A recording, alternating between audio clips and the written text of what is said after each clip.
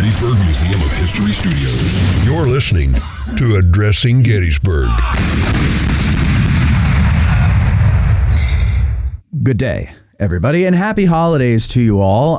This is the third year in a row that we have done this show. It's the classic end-of-year Ask a Gettysburg Guide with my friend and yours, the great, the one, the only, Garry Adelman. Hello, Garry. Hey, Matt. How you doing? Good. How are you? I'm well. I'm happy to be here. I've got my water. I've got my decaf. Let's do this. Okay, good. You didn't bring any carrots to crunch, though, right? I regret it. I usually have carrots or nuts with me, and I like to really anger those with headphones. I know. Particularly saliva-y crunching. Right.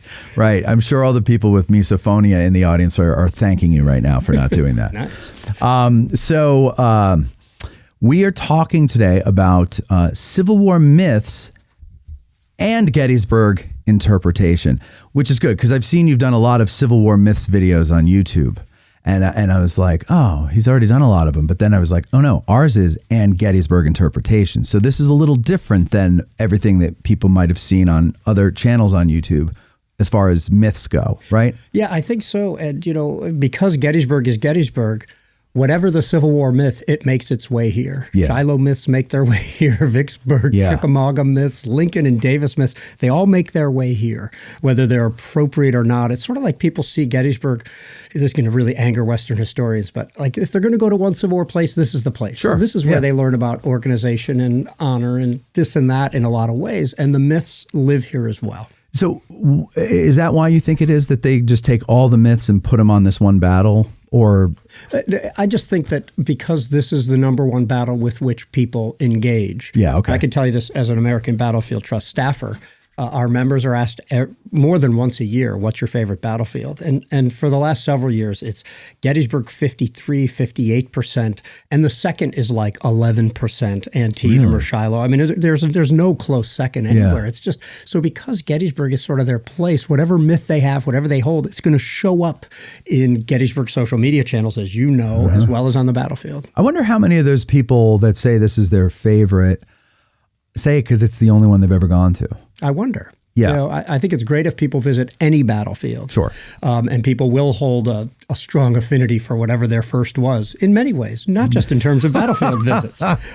Yes, that's true. So this one does sort of, I mean, it has it all. It's ready for tourists. It's got the infrastructure. It's easy to see. And there's stories that they largely already know. Yeah. Do me a favor. Pull the mic a little closer to you. People saying you're a little not low. Loud you're enough. Not loud That's enough. The first time. Thank you, y'all. Yeah. Okay, so let's get into one myth let's just get it out of the way because this is a big one. You hear it a lot from people who are, we might call them lost causers or people just defending the South. And they always say that there were Black Confederate soldiers. Oh, man. Yeah, let's just get that one out of the way. Yeah, I mean, it's interesting that the biggest myth of all, the lost cause myth, probably the most pervasive one at least, is one that we're going to skip over for now. But this idea of the Black Confederate, there's a problem there. It would be one thing if we could categorically say, as simple as anything else, there were no Black Confederates, okay? But there's a lot of devil in the details of that. We do know that no Confederate Black soldiers who enlisted actually served, but they were authorized to enlist right at the end of the war. Most of y'all know this. A little too late, too little too late. Right. And then we've got this anecdotal evidence, okay? We've got straight up lost cause evidence showing this man's in a Confederate uniform, therefore he was a soldier, therefore he was paid, therefore the war is not about slavery, and things like that. But, we do even in this battle, we have suggestions of Black people picking up, muskets and sightings of women and Confederates in uniform. The trust has gone, and we kind of compiled all of the accounts for this. So, I mean, it's like with the ghost thing. Like, you don't say Tim says there are no ghosts in Gettysburg, right? I mean, maybe someone could still see a ghost here. The stories of ghosts in Gettysburg are made up, right? And that's what it's like for Black Confederates. Really, they take little pieces of information that doesn't at all prove that there were actually enlisted Confederate soldiers ever actually serving. Try to find one on a muster roll. Instead, you get the same internet tropes of people saying, "Here's this piece of information and that piece of information." And you could look at Kevin Levin's book in which he searched for Black Confederates and it didn't find any. Now, he was not inclined to, but I'm with him on this entirely. Yeah, and I think because I interviewed him a few years ago about that, and I think he said something like a lot of the, I'm going to mess this up, but you'll know. A lot of the ideas that there were black Confederate soldiers who served were based on pension records, but it's misleading to go off of that. Do you know what I'm talking? Like they were body servants to an officer or something like that, and they got a pension. Is that how that works? Yeah, I mean, if you happen to be a free African American in the South and you're performing labor duty or performing manservant duty and things like that, maybe you have some sort of a claim on a Confederate pension. But these pensions, by the way, didn't come around until like 60 years after the Civil War, so it's not like these things are fully legit anyway. That's when a lot of Confederate soldiers actually came and changed their name and took on their father's name and went a whole life without proving or suggesting any military service until the pensions came around and said, no, I was a Confederate soldier. It's that sort of thing. So first of all, it's an unreliable set of records to start with. And secondly, I mean, it's that gray area. Served is one thing, but I think when people are trying to say that there were, and by the way, people take the one example they've heard of, and all of a sudden it's 100,000. Right. Like 100,000 black Confederates or 10,000 were with Robert E. Lee at Gettysburg. And people just go nuts with number. If there's one of something, it means it's all the time. Yes. It's the same with women who fought here. Yep. Right? Yeah. We found one. Yeah, well, we have that official records account. Right. Like, over near the Bryan farm, I seem to recall. I know from social media that somebody only has to exist to have someone in the comments call that person a twin, a woman, a black person. Like people are awful in identifying, what somebody is by just looking at them. In the Civil War, that might have been the case. Whoever said, and we saw a woman laying there. Was it an effeminate man? Was it a woman actually fighting? I mean, we know women fought in the Civil War. That's not a myth. Is it frequent? Is it 10,000? Probably not. We have a handful of examples. 6 questions, Len says, and by the way, folks, if you want us to read your comment, we notice them when they're colored, like the one that 6 questions just put in there. It's a super chat. At $10 or more, we're going to read them. So 6 questions, by the way, is in surgery today. Best of luck, man. Yes. So he said, he's out of surgery. He says, since I'm out of surgery, can Gary talk about the bite the bullet myth? Did they give you one at the hospital to bite, or did they give you something more modern? Yeah. So how about that? Yeah, I mean, the story goes, people have various reasons for myths to want to pervade. They're good stories. It supports your side, any number of things. And the bite the bullet thing, supports Hollywood because you look at Gone with the Wind, you look at Dances with Wolves, you look at Glory, and you see people suffering through surgeries, with hacksaws and, a lack of anesthesia, and they're just told to bite on a bullet or something like that. Right. And then here, a relic hunter finds a bullet, and it looks like it has teeth marks in it. Those are usually cattle, by the way, or horses who are trying to graze, and there's a bullet there, and they end up biting. Oh, that's interesting. Is that true? I never heard that before. No, I've heard this from relic hunters, and maybe I was even there when one of those was found. But the thing is, we have records in the Civil War. We know, talk to the folks at the National Museum of Civil War Medicine, that at least 90% and probably 95% of Civil War surgeries were done with some form of anesthesia, usually ether or morphine or something like that. So first of all, we know that it's not common. Plus, there is a real lack of accounts. I think it came about decades later when a few people decided this should be a thing, and then it just caught on because it sounds good, It does. And also in a movie, when you give them a stick or a strap or something to bite down, there's something more dramatic about that. And and the bullet's going to be pliable, at least a Civil War bullet. Right. So it's good. Maybe like you got something to go after, like a night guard that some of you folks might sleep with. I would not recommend using a lead bullet as a night guard. No, but there's probably a couple of issues with that. Quite a few. 717-420-1978 is the number to call. We'll take calls all the way through here. If you have any, we'd like to hear your favorite Civil War myths or questions about it. And we've got questions from our patrons that we'll get to at the end of the show there. But first, let's see here. It looks like Kathy Hoffman is on the phone. Kathy, hello, welcome. And what is your question or comment for Gary? I really didn't have a question for him. I just wanted to wish him a happy Hanukkah. Oh, that was very nice. Well, thank you so Go ahead. Okay, you're welcome, Gary. Mr. Keller, maybe you got my other messages. I don't know if you did or not. It's about the coffee you were going to mail me. I didn't get it yet, and I was wondering if you could give me a tracking number that I could keep checking for. I keep checking on my front porch and that, and it's nothing there. It is. It went in the mail today. Okay, because I didn't know if there was a tracking number because the way things are in the mail and that thing. Okay, well, Yep. Thank you very much, Mr. Calorie. All right. Well, thank you very much, Ms. Hoffman. And I'm watching your program, and thank you very much. Okay, great. Thank you for calling. Thank you. Okay. Bye. Bye-bye. Okay, bye, Gary. Bye, and thanks so much for the kind Hanukkah wishes. We have been lighting the candles every night at home, even though I married a Catholic. We do Christmas and we do Hanukkah. So you have at the home. menorah and the tree? Yeah, we do in separate rooms. That's not a rule or That's anything. right. But they happen to You be don't in want the separate- menorah to catch the tree on fire. Of course not. Those are real flames. And we're not using any sort of those Right, cheesy right, 70s right, yeah. Hanukkah lights or Oh, anything yeah, like remember that. those? And, I just want to say it's always a pleasure to be here. And part Thank of it you. is, your patrons, your listeners. It's always fun. So They are a fun group of people. Now, Matt, that person called you Mr. Calorie. How It's much very did you pay her strange. for that? It's very strange. Yeah, it makes me very uncomfortable when there's people a do that. different patron level for that. Like, you She get- pays $100 a month. It's the Yes. familiarity one. Okay, so where did we leave off there? We touched on did bite the Black bullet. Confederates, bite the bullet, women at Gettysburg, Yeah. and guess fighting that's in the all- war. that's all of it, That's right? it, We're ladies and done. gentlemen. Thanks Happy for coming. holidays. Yeah. We'll see you.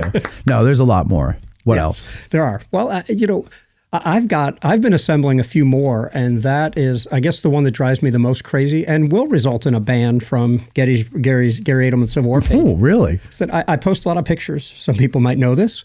And then I post the details from those pictures. And then I always post a link from where it comes. Yes. And what I want to say to people is that this myth that deciding whether something is true, or in this case, whether something is AI, is a state of mind. It is not a state of mind. Something is AI or it isn't. You wanting it to be or thinking it's AI because you think you see a sixth finger or because you see something wrong with a tent. Right. Are you actually saying that the Library of Congress 100 years ago put this onto their glass plate using technology that wasn't there just for this moment? Yeah. So or they went back in since AI Yeah. and put it in there. Yeah, and this is part of a larger thing is because if you think something is true, perception is reality, they say. But this idea that in terms of AI and so many other things, that if you think it's true, it therefore is. No, in history, you need a little bit more than that. So this is a myth that is driving me nuts now, that you can just say that's AI. That doesn't make it AI. It's false. No, and I've seen that, Gary, in some of your posts, too. I mean, you're literally giving the Library of Congress photo. It's been in books before, and people... I don't know. It's crazy. Do you think they might be joking? No. Okay. These are people who like also threaten to leave my page and then don't, but I ban them But you anyway. ban them They're anyway. interested. Yeah. I think hard about who to not ban and things like that. But if you're just trying to disrupt the efficacy of the page and the integrity of the page, when I provide that link, and by the way, this is every day. Yeah. That this is happening now. But you put enough people together, you're going to have people say things like this. I know. And you know what? I remember all along you've said that you ban people when they just cause a headache, There's a few. Yeah. There's a few things. And I was always like, when you first told me that, I was just starting out and I was like, well, I can't afford to lose anybody, right? So I'll put up with whatever. But I've recently started adopting the Garry Adelman way of managing things because it's just, there's no point in it. Well, and I also strongly think you're going to lose more people by keeping certain people. Sure. By the way, these people are those who think it's a good idea to start another civil war. I ban them immediately. yeah, you don't yeah. get to use my page to foment another civil war. And by the way, this is a civil war page. Anyone coming should know how terrible the thing was. Thank you, My Gary. God. And it didn't go Thank well you. for those saying there should be one at the time. Two, people who are jerks to other people. If you do it once, you're going to do it again. You bring in modern politics once, you're going to do it again. So those are the and then if you're a bot, like, hey, handsome, I have a question for you.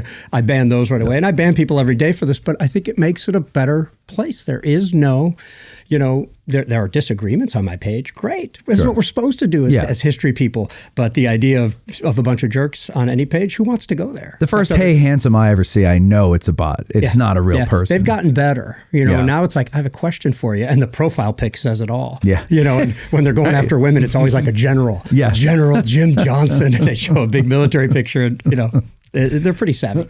They are. They're getting better. Okay, so when you were guiding on a more regular basis here at Gettysburg, Yes. What was the one myth that you just kept running into, that you just commonly run into, and probably other guides do as well? It's not just you that's getting them. But what's like the biggest one that after a while starts to become frustrating?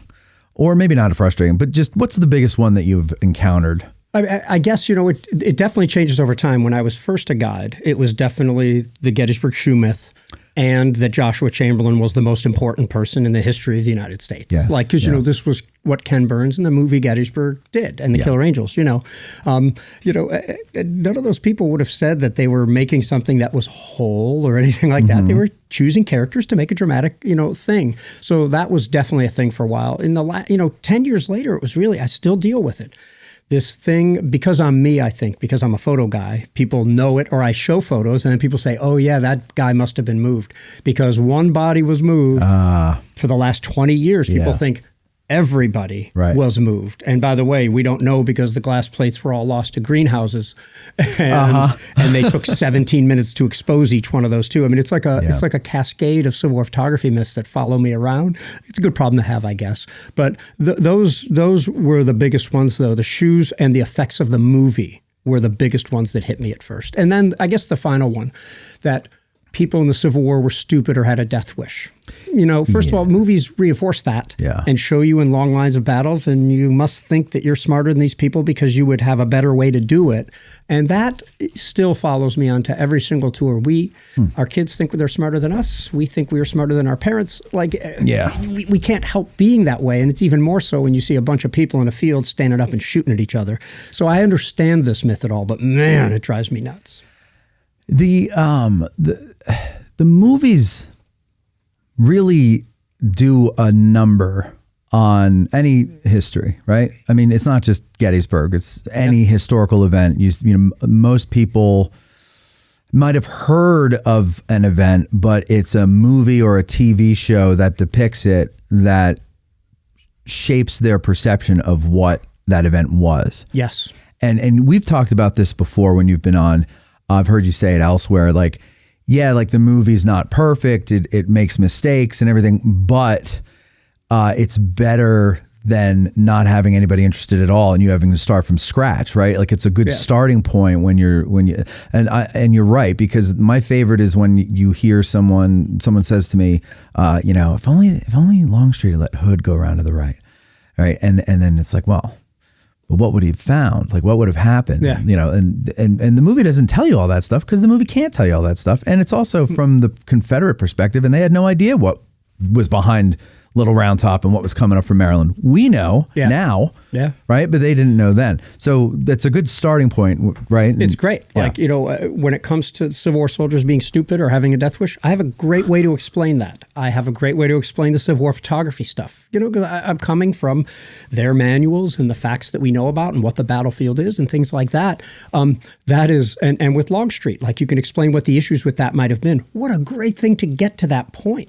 Just to have people ask that question that they want to say, oh, it was a textbook maneuver, or he should have gone around to the right. I mean, these lines that people remember from popular media. I have a very broad view about these things. I think it's great. If you spur the visit, that is success. Yeah. And I'm a big fan of Abraham Lincoln Vampire Hunter because it's entertaining if that's what it takes. Yes. If you need to talk about birds and books and buildings in addition to battles in order to get people interested, that's fine. Let me give an example of this too. I don't only take a broad view when it comes to interpretive media, which by the way, academics or people who write microhistories can, be all high and mighty all they'd like as they sell 1,200 books or 3,200 books or something like that. These movies are reached by millions of people. Yeah. Tens of millions sometimes, of people. So we should, instead of being resentful at all the damage it does, we should be pleased that it is getting more people into our subject. And maybe they'll find their way to these academic and microhistories and things like that, and even videos and podcasts and things like that. Yeah. So, today I posted a picture from an Image of War seminar. And I run into this at the Dead Sharpshooter at Gettysburg a lot. This one wasn't at Gettysburg, but it was where some graves weren't, but there used to be. It was the Lincoln conspirators, where they were buried. We have photos of where their graves were. We know where it was. And at the Image of War seminar, we asked if anybody wanted to lay down in the spots where the graves had been before they were exhumed. And of course, some people did. And people do this at the Dead Sharpshooter. I've done it Sure. Hundreds of times. Yeah. And that is not for everybody. I mean, including on my page today, some people saying this is either distasteful, stupid, disrespectful. And I understand that. Yeah. But I just think that visiting historic sites is very personal. And I've seen people get happy, sad, angry, cry. I've seen every range of emotions on battlefields that I think as long as it's legal and not just patently disrespectful, I think people should engage with the historic sites, the way they want. And if it's not okay, according to some people who are all reverence, you can't have fun on a battlefield, even if veterans did, even if soldiers did during the battle, even if animals have been using the battlefield as the bathroom for hundreds of years. Right. There are people who are all serious. There are people who are, even for my taste, and I'm a pretty irreverent dude, like a little too light about the whole thing. Yeah. You really don't know it. But Yeah. these things are personal to us. So I tend to take a broad view in almost all ways in interacting with the past. That's a good idea too, because you're right. Like everybody does have a different way of but engaging with the space. And like me, I'm a creative guy. So like I like to do creative things like with photography or something. Like I used to, when I was into photography, like I would come down here and all I would do all weekend when I would visit was take pictures. And they never went anywhere. Like I never did anything with them. I just liked taking pictures of the place. Yeah. And that's how I connect with the ground. And I think people that are just all reverence, they don't necessarily get that. But I get all reverence. I grew up Catholic, so we were forced to be reverent. but I understand that. But and I think, and we get into this trouble often with the show is, employing humor. Somebody got very upset. One of our listeners, Grant from Australia, he's recently discovered how to make AI videos. You've been a victim of it. Yeah. And I love the first couple. The first couple. I check out, and Grant, if you're listening, I check out your page once in a while to see who you're destroying next. Yeah. It could be that, or, there's no such thing as bad press. No, there isn't. And there was only one that I asked him to remove. Okay. And I said, people around here can't stand me enough as it is. I don't think I need this out there, please. And it was something completely made up from AI, but whatever. But anyway, he did one, and it was to promote our Patreon. He did one where he took shots of Jeff Daniels as Chamberlain and the 20th Maine from the movie, and had them hold up signs saying, Matt Calorie is old, and little ground top gives me the shits, and that's a little rough. Not I know. The product you're trying to sell. I know exactly. I thought it was funny. I shared it on our Facebook page, and the majority of people who commented on it or did a little like or laugh or whatever liked it and thought it was funny. But then there were some people in there, like one guy's like, next time try to be funny. And I was like, it's like, all right, I'll tell the guy who made this. And then another one was like, it's not right to make fun of our history like this. And I go, well, it's a good thing we're not. This is a movie, and some people seem to almost have like a religiosity to the way they approach history, to the point where you can't criticize it. You can only be in awe of it. You question what we've been taught about it. If you do, you're a revisionist historian, or you're woke, or you're this, or you're that.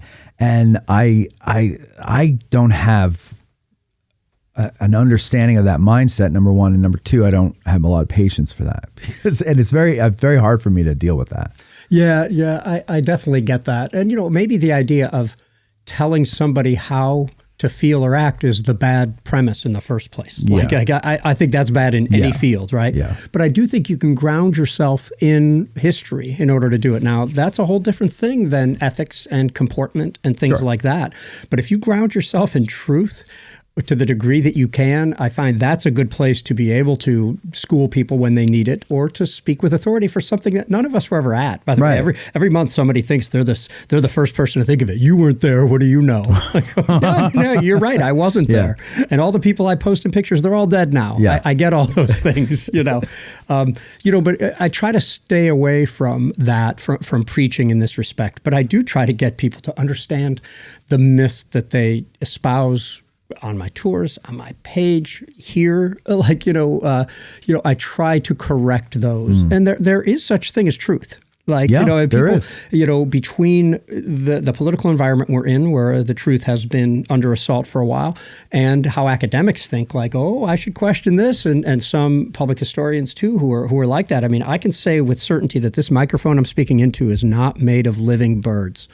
Can we agree on this, right? It depends. Yes, see, I'm getting skepticism already. I don't know. I think it's AI. Exactly. And that's what it is. For how long now? For maybe the last 20 or 30 years. It's like the quip. Well, there's my truth. Yeah. There's not the truth. It's my truth. Yeah. And that's like an alternative fact or something. Yes, like exactly. That. I mean, there's just. But here's the thing, though, that really is sad to me is that with the internet now, right? We have all the knowledge of the world at our fingertips. A lot of, misinformation, but the problem is, I guess, we always, I hear people say they don't teach critical thinking anymore, but it also seems like they never really taught it well when they did teach it, if that's true, because there's plenty of people of all ages who can't think critically about something. And maybe that all starts with a desire for me, okay, I can only speak for myself. I don't want to believe the myths of the past, right? When I'm a little kid, I believed George Washington chopped down a cherry tree and said, Father, I cannot tell a lie and all that stuff. And that's bull. It's bull. It's all made up. Well, why do you have to teach me that in history? Why can't you teach me history? Why do you have to make it up? Well, what about Santa? Don't get me started. Don't get me started. I didn't know I hit a soft spot. the Jew wades into the wrong waters here. Just 2 years ago, I finally found out the truth. I didn't say it wasn't true. I just said, what about Santa? And I guess, what you're talking about sometimes is just like this idea of what about, like, I'd be like, well, I'm drinking water. Well, what about Pepsi? Yeah. That's not an argument. And this is what we've come to. And maybe the lack of critical thinking, because is it because we're older now and we see the deficiencies of the young? Or is it truly because of our consuming of, as we're on long form content now, consuming of, 10 to 40 second tidbits, and that's where people are getting their news, and this is where people don't have the ability to question. I mean, the comments I get on my page sometimes are so many steps removed from the truth that I can't even try to undo it if I tried, because it's one false assumption based on another, based on another, based on another, and it's just. That person's never going to let you take them on that journey to unravel that and get closer. Oh no, they to the only truth. want to argue because they already know. Right. It's like the harvest of death. Exactly. Oh God. I know where that was taken. Yeah. Oh, you do? Yeah. I'm not going to tell you that. Hey, can I say something about that real quick? About, I don't know, a year ago, somebody sent me a theory. I get more of these theories. I mean, it's both frustrating and very gratifying that people want my approval, because I sort of speak for Fresnito a little bit on the harvest of death. For those of you who don't know, this is a series of 5 photos taken at Gettysburg showing Union dead, and we don't know where it is, despite what other people say. That's my opinion. So usually people send me these things. I don't usually have to visit the site, because the site is so bad. I mean, their camera angles aren't right, or it's impossible, or things like that, demonstrably. But those sites I do visit, I usually write back to these people, having told them, by the way, I'm probably going to disagree with your site, and then you're not going to respect my opinion anymore, and that's usually what happens. In this case, this guy wrote me, and I had real trouble. I'll just say that it's south of town. I'm not going to say where, but I had real trouble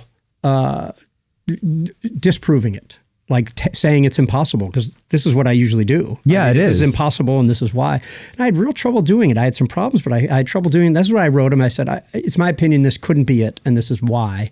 But I told him flat out, I was like, I can't exactly disprove this one. Really? Okay. I want that guy, if you're listening, to contact me, because there's been a development. It's not like I've confirmed the site or anything like that, but someone else provided some information and independently came up with the same site without ever having come here.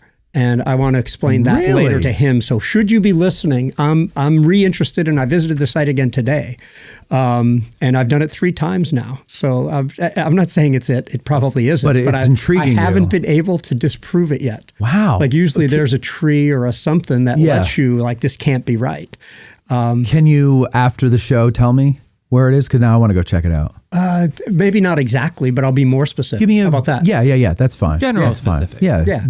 I'll do it by army. Oh, great. Okay, thanks. Well, no, because there's one area on the south end of the field that I thought it might be able to be. But then when I went out there, I was like, No, I don't think that adds the up. The field visit is key. And then taking photos at that place and then seeing what it actually shows. Yeah. Like in my case, one of my problems was alleviated on my second visit that I hadn't really noticed on the first. This is how this is. Okay. All right. And for the record, I want someone to find it someday. I don't care if it's me. I want to stand there someday and know it. Right. You're not married to the idea that we can never know where it is. You're just like, I haven't been convinced. It's me and ghosts. Like, I'm not saying there is no ghost in Gettysburg. Right. I'm saying I haven't seen one. And until I do, I'm not going to be convinced there is. So it's the same attitude, right? Yeah. Yeah. Okay. Just that. In fact, I think I think it's absolutely findable. It's of course. And that's what Fresnito said in his 1975 book. This leaves me completely perplexed because we have it in two directions. We have so many pictures of various places over the years. It should be findable. There's a reason we're not finding it. And Gary, not to prop you up, but I thought you've done a great job over the years discussing that and leaving it open to the fact that you want it to be found, that it can be found.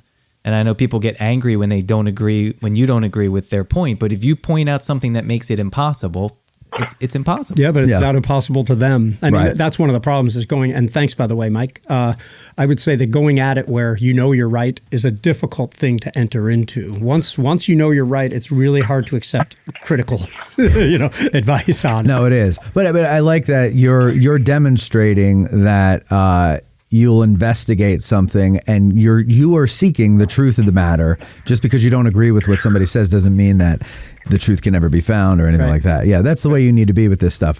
We have a Michael on the phone who wants to talk about photography interpretation, so we might as well talk to him now. Michael, you're on the air. Let's hear it. Yeah, hey Gary, thanks for joining us today. It's good to hear from you.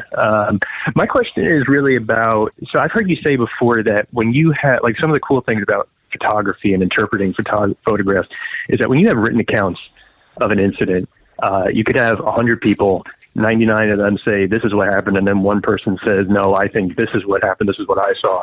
And because it's written accounts, you can negate that one person. But with photography, you could have 99 points pointing to, say, the Harvest of Death, saying this is the location, but then you have one thing that throws a wrench in that, and it makes the theory obsolete. So my question is, it seems like you think photographic interpretation is some ways more like rock solid. What are some frustrations or limitations of photographic interpretation that you've experienced over your career? Oh my God. By the way, thanks, Michael. And thanks for summarizing something I've said before really eloquently. I appreciate that. I think that the limitation of coverage is the number one most frustrating thing. If you take the Harvest of Death, if only Gardner and Brady would have recorded 600 more photos each in every direction, we would certainly have those trees in other pictures. So the limitations of a productive day being 20 pictures a day when now, that's a very productive, you can do 1,000 a day easy. There's often tours I'm on where the group will have taken more photos than were taken in Gettysburg for 50 years.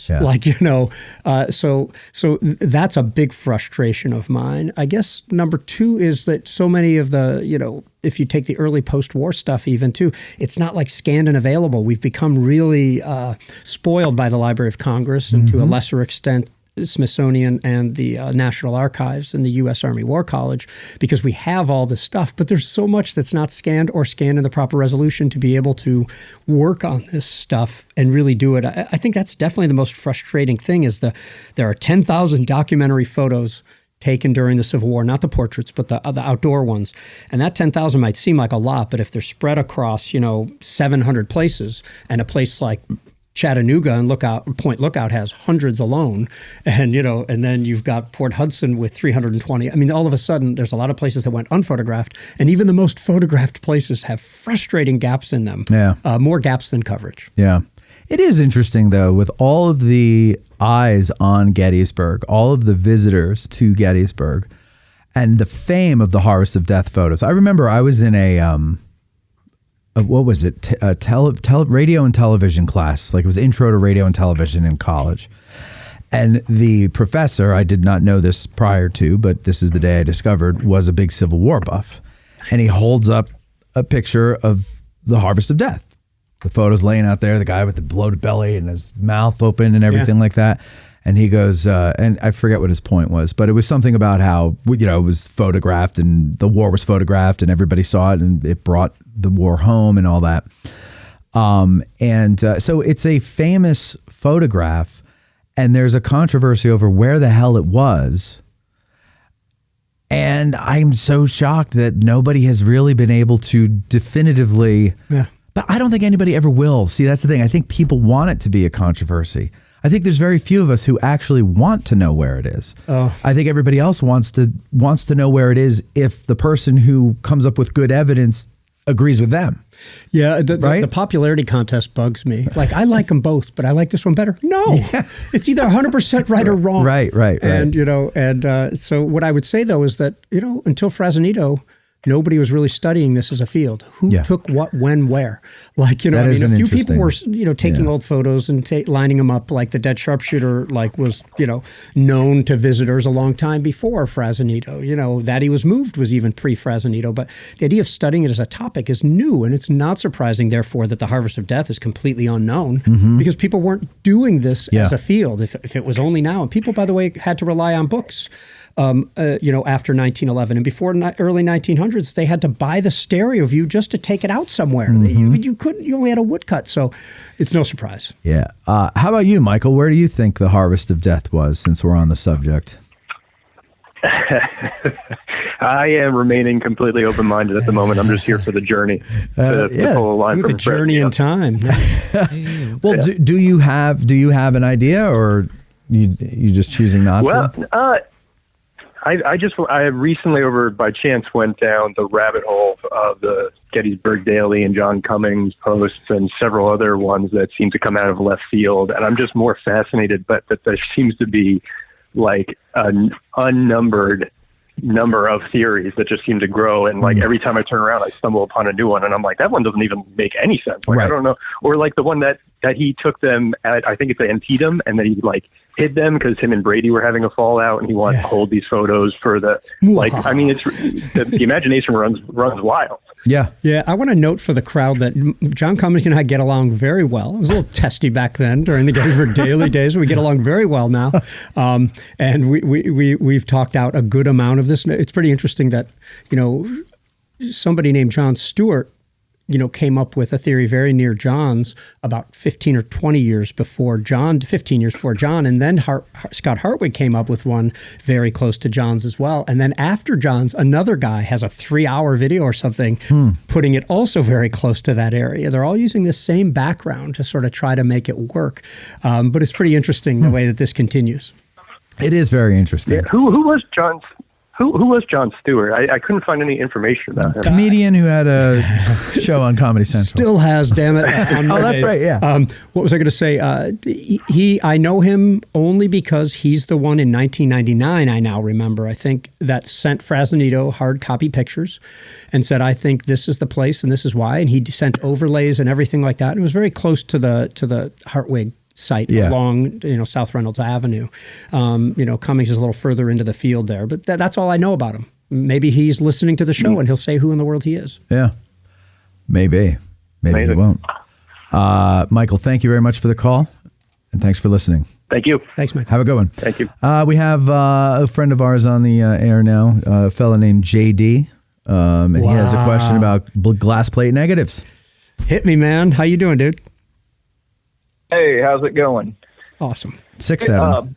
You all were mentioning the glass plate negatives a little bit earlier, and it kind of kicked up a question in my head. Do we know approximately how many photos were lost because of the glass plate negatives being used in greenhouses, or what battles they may have been depicting? Good. It was on my list to talk about it, JD. So first of all, it depends. Yeah, it depends what you mean, because this is one that drives me crazy too. The root of this is really Ken Burns. That these things have all been lost. Yeah. Did glass plates get used in greenhouses? Yes. Okay. Did the glass plates from Massaponax, Antietam, Richmond, Gettysburg, Washington get used in greenhouses? No. No. We have catalogs from the time. The outdoor documentary photos of the Civil War are largely accounted for, with the exception of the photos in like Gardner's Photographic Sketchbook of the Civil War and a couple other small collections. They weren't, we have the negatives. You can take the, catalogs, Anthony, Gardner, Brady. other things like that. And you can literally line them up with the Library of Congress numbers. By the way, I've seen the glass plates. I've been with the glass plates. I've been in the cage where they keep them. I've opened the drawer where they've kept, and I've seen them pull them out. Okay, so they exist, witness glass. But the truth of it is that a lot of photographer glass from portraits, like, you'd go and get your prints, and you could also pick up your glass plate negative. A lot of people didn't pick them up, or you had 2 pictures taken and there was a second. From what we can tell, those are the plates that were used in greenhouses. People, families, portraits, and things like that. But non-famous people, not... Correct. Right. Not that we know of. We know Carol Johnson, the former curator at the Library of Congress, Prints and Photographs, knew of one example of a documentary photo. It wasn't JD like granted Cold Harbor or Leon Traveler or something like that. It was a church or a scene, but it was a documentary photo taken during the Civil War. She was able to identify exactly one that was used. So this thing has spun way out of control, just as well as that exposures are 10 or 20 minutes long and that they move bodies everywhere. People kind of state those in 3. They drag the bodies around, therefore this is staged, and the glass plates are gone, so you can't prove it, and the exposures took forever, so it can't be true. And then, what was isn't there something about the amount of post-mortem photos? There's some kind of misunderstanding with postmortems that I think you've mentioned before, and I can't remember what it is. Is it the bracing? What do they call that? I mean, I don't know. Yeah, I mean, people think that some people with their eyes closed are dead because there's one of those things behind their head, but it was just a thing to keep their head steady. To keep them still. During the 2 to 4 seconds. That's the average, by the way. 2 to 4 seconds, maybe 2 to 6. There are 15-second exposures in the Civil War, but there's also 1/40th of a second. Anthony's instantaneous views could stop motion. 1/40th of a second is good. Yeah. But you couldn't really do that out in the field. They did it from their studio mostly. But they did have the technology. So between 1/40th of a second and 17 seconds is really the range we're working with, not 6 minutes. And most of them are 3 or 4 seconds. Yeah. I always wondered if that whole, you got to sit there for 6 minutes thing started as a joke in a movie that people took seriously. Well, as I remember, Louis Daguerre's first, I'm friends with him, so I call him Louis. Louis? yeah, you and Louis. I think his first successful plate was 8 hours. So, this was like... But that was early. That was 1839, and it had come a long way since then. All the technology got a lot better. So we're talking about the 1860s now. And think about how the iPhone has progressed in 20 years from not being around at all. Right. to being what it is. to being what it is, yeah. Anything else, JD? Yeah, but just one other question. There's a couple of videos that exist kind of in the dark corners of YouTube. That's an old documentary or something like that is with Gary and Tim and Frazanito reenacting or kind of recreating the taking of photos out on the battlefield. Any chance that you guys would ever consider doing something like that again with more modern equipment? Well, that's great, man. Film equipment. First of all, I think the dark corners of the web you might mean is this site called History Underground. They got all sorts of weird stuff over there, JD. You might want to check out. So what JD is referring to is a thing done under the auspices of Greystone. They used to be a shop in Gettysburg. They were a production and communications company, and they were involved in this Unknown Civil War series. And it was the first documentary I was ever involved in, although not the first to air. It was called Unknown Civil War, Frazanito. And it was sort of like Photographers North, Photographers South, then Fraz, like taking it all forward here. I may have it digitized for you, by the way, JD, should you be interested. Now, what I will say is that was one of the first times we did it, and we sort of brought a mobile darkroom wagon with Rob Gibson out there and recorded a bunch of things and had reenactors wearing the right stuff. That didn't sit well with some people and maybe the park. So in future times, we went and took... In 1996, actually, for the first time, we went and took flags and put Confederate flags where each chest of each Confederate corpse was, and took Union flags where there was at least one, Union grave over there, right. And we lined them up sort of that way. Since then, we do have a very popular couple of videos on the Trust channel. That's American Battlefield Trust, battlefields.org, where we, went to the sites and more professionally, sort of went around to each site, and Tim Smith and I talked about it. and talked about each site and literally lined them all up. But we didn't have reenactors laying down. And then most recently, Gettysburg History or the Adams County Historical Society filmed something with me, Tim, and Frazanito. I don't know when that's coming out, but probably before long, where we're talking maybe about more of the background. So JD, I would say that we have filmed more modern equipment. I also did a thing with war photographer Louis Palu. That's also on the Trust channel. So happy to send you any links, man. That's not for everybody. I'll send JD links, though, because he's super nice to me. And him and I can share a meal. He eats the meats. I eat the veg.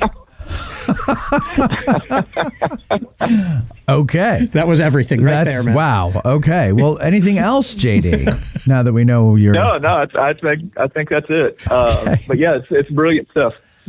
Happy holidays, man. Yeah, Merry Christmas, you too. JD. See you later. All right. Bye-bye. JD came to our Christmas party. I noticed you weren't there. No, I wanted to come. Oh, did you? If I'm correct, was it last year or 2 years ago? I forget which ones I've gone to where, but I might run into you at one soon again. We'll see. Yeah, I don't want to say which. This coming week. Yeah. I'll see you there. I'll probably see you there. And I can't remember where else I've seen you, but... we bump into each other often. Yeah, but I thought I went to one of your parties, but God forbid I'm confusing you with the Battle of Gettysburg podcast. I think you're thinking of them. O'Rourke. No, above O'Rourke's. That was, we were both at that one. Okay, yeah. But whose was it? Was it theirs? That was theirs. Oh, man. Yeah. I guess I haven't come, but I would come. You I have like not. you guys. It's not just a game. I like you guys. No, we like you too. We like you too. JD and Eric Dorr showed up, and everybody was starstruck. If you had been there, forget it. It would have been over.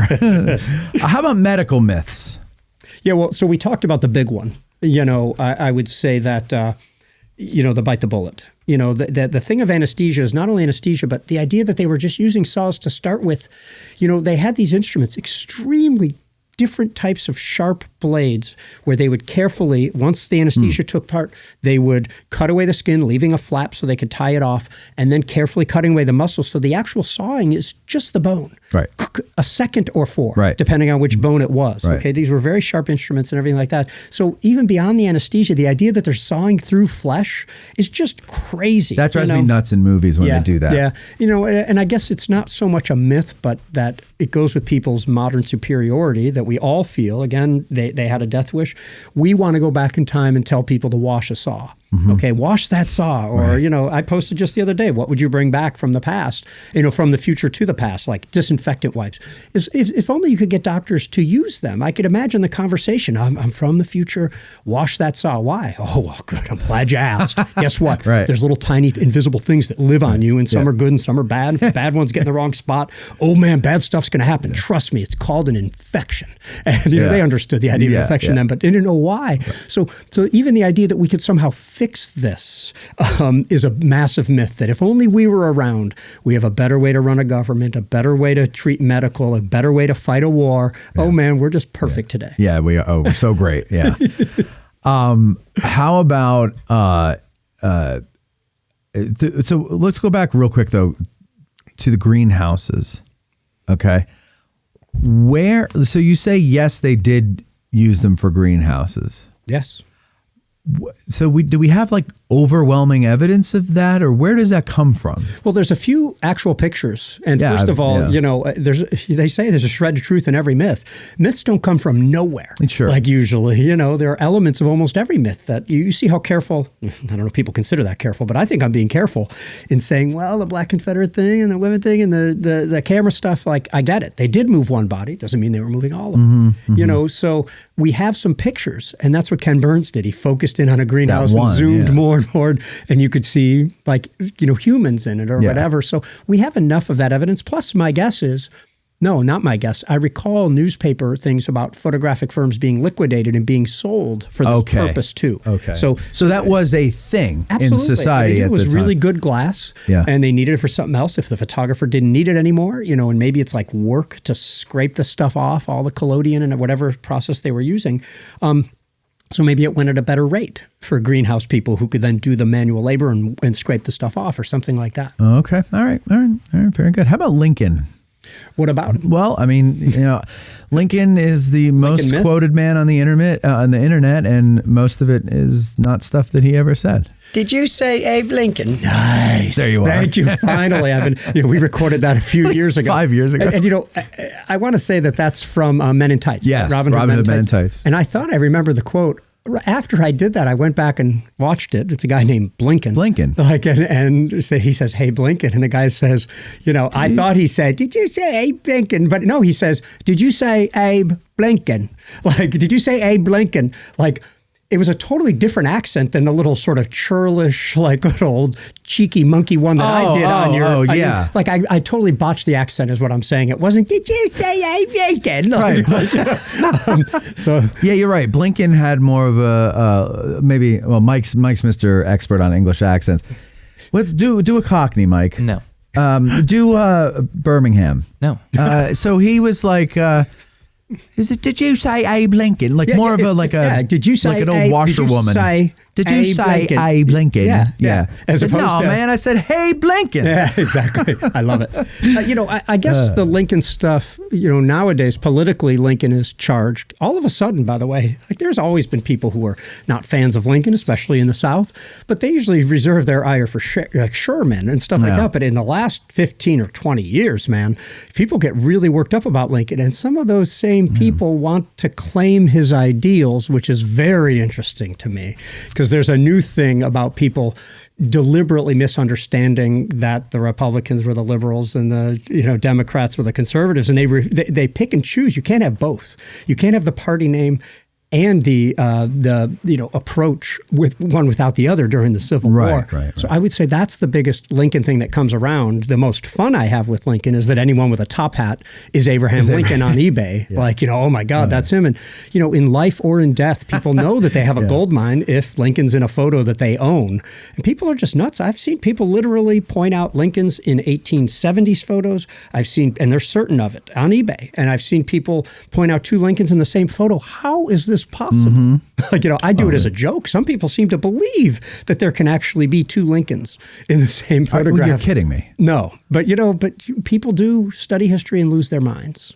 They really do. These are the same people who ask, why battles are fought in national parks. I mean, we all do. You've done stupid things out of town before too.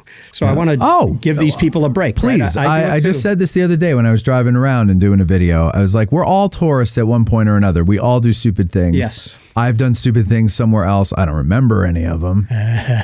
But I'm sure just the odds are I did something Sounds stupid. like the 90s or the early 2000s. Yeah, I was too young to remember. But so when we tease people around here, it's just it's just because you're coming into our turf, but then we go into yours and we're the fools. Well, yeah, and I'd like to think that I don't make fun of somebody in a way behind their back that I wouldn't say to them. I try to conduct myself that way. Yeah, I mean, I wouldn't say it. I wouldn't write it in a comment or in a post or say it on the show if I didn't mean it tongue in cheek and it's kind of like, hey, we're all fools. Like, yeah, you know what I mean? Like whatever it is, not just the tourists, but but some people they don't know how to do that. They don't know how to read it. Or, yes. Well, it's my daily existence. All right, go ahead. So you have a list here. So why don't you give me some of your? No, I think we went through most of my list. Let's see. I've got two Gettysburg ones that may have made it into signage at one point that I would consider myths, Gary, if you wanted to. All right, man, I'll be happy to. I wrote down Spangler Spring about being a kumbaya, let's get around the spring and drink water together, and the Barlow-Gordon issue. Okay, are you wanting me to talk about these, or do you have a particular question? No, I was just saying, those two things, where do they come from? Where do those myths arise from? Because I think they both were on signage at the Park Service at one point. I mean, Barlow-Gordon comes from Gordon, as far as I know. I don't even know. I know hardcore like Georgians who love Gordon, who even are like, well, you got to take what that guy says with a grain of salt. Like, he's just a storyteller, and who is like that? Maybe Admiral Porter becomes like that. You become more of as much a novelist in your post-war career than you do talk about the facts. And we all know people like this. Some people will tell a consistent story over time, and other people tell the fish story that keeps growing, So, I mean, the idea of Barlow-Gordon shreds of truth in that myth too, but the way it goes is, are you the man that I killed at Gettysburg? Am I the man who, are you the man who killed me? Like, whatever. I mean, but there's shreds of this. Barlow was wounded. Gordon was in the area. Barlow's wife came, Arabella. and everything like that. So you got enough truth to it. It's just the flamboyance that is the extra, and then it becomes a thing. And until there's somebody there doing the work, disproving things like this, that Walter Washington Williams, if I have his name, was not the last surviving Civil War soldier, which was believed for some time. And people did the work, namely Bill Marvel, who has found the top 8 latest liars of the Civil War, the ones who changed their age for pensions and things like that, was very interesting. On Spangler Spring, there's more than shreds of truth in Spangler Spring. Both sides did use the spring. Both sides used it at least 3 times at once. But the myth is that they knew they were there and they fraternized and got together. And I would say a myth like that, whether Park Service or not, grows because what a great story. Yeah. In the midst of a great battle, in which, by the way, people take care of enemy wounded pretty tenderly once they took care of their own. So why would it be crazy to think that changing coffee and tobacco on the Rappahannock, why not drink the pellucid, clear, crisp, tasty waters of Spangler Spring on the evening of July 2nd? Luckily, we have the accounts where all 3 of those accounts say they had no idea they were in the presence of the enemy till they spoke in a certain way, or something. Did you say Abe Lincoln? Do you think some of that story of Spangler Spring also is maybe embellished a little bit during the memorialization and reconciliation period? Yeah, absolutely. But what I would say is that there's something more there. So first of all, any good story would be embellished at any time if it's to the benefit of the experience there. But I would say that think of another place where you are encouraged to drink water, to do something on a battlefield rather than walk or anything like. You could do what the soldiers did in a very real way, ingest the same water, that they did. I mean, that's special. Yeah, right? And yeah. I drank from the Spangler Spring water fountain, and that's town water, and I still felt special when I did it, especially after it was gone. Then I was like, I drank from the Spangler Spring water fountain, One of the last. But they used to leave a tin cup there. I mean, imagine that. In this day and age. Could you imagine during COVID? Hugely popular spot, right, Gary? I mean, there's so many photos of people there visiting, and it's. Yeah, no, spot. Definitely. And before the Civil War it's beautiful. You picnic there. It's the perfect picnic spot. Yeah. And there was a political rally there every year. They'd shoot off the cannon and everything like that and drink the crisp, clean, pellucid, cold water, the Spangler Spring. And, what was I going to say? Well, there's probably something biblical about that, too, the symbolism of water and baptism and I'm sure you're holy right. water. I'm sure you're right. Yeah. And, everybody likes a great story. Yeah. And I still run into people who believe this, this idea of fraternization because they did use it at the same time. I mean, we can only expect visitors and lay people. I mean, there's some real nerds, even losers, among our collective followings here that really have nothing else going on but Gettysburg and the Civil War. I would never say we have losers in our followings. I would hope that our followings know the way I use it. I mean it as a term of respect. Here's the camera on me like this, like, loser, you don't do anything else. So it's the only thing above nerd in my mind. So a loser is better than a nerd? Yeah. If you're a Gettysburg person enthusiast, you want to be a loser. Because, and in other words, this is from the perspective of the rest of society. Yes, I suppose. They're calling you that, but you have that badge of honor. Right. Or something like that. Okay. But I'm also from Chicago, and I'm told that Gen X people are a little harsher, and we called people, you loser, That's all true. the time. Well, we had a lot worse names. Yeah, we did too, but I can't say those. But, not everybody has to like that. I'm not going to call you a loser if it's going to offend you. Plus, you might not be at that level if it offends you. You might not be the proper loser. Where were we? I don't know, but I know that we better get to some more questions because I'm going to run out of time if there is no time. Right, there is no time. Why don't we do this then? I just see we have no more calls in the queue, so I'm going to make a judgment call here, or an executive decision, if you will. And we are going to go... I have told you there is no time for that. We're going to go take a break. And it's going to be a quick break. We'll come back and then we'll get to our questions from our patrons over at patreon.com/addressing Gettysburg. Awesome. And we'll be right back. It's hard to be arrogant when you're just average. Matt and Beth will be right back. Oh, that's not Beth.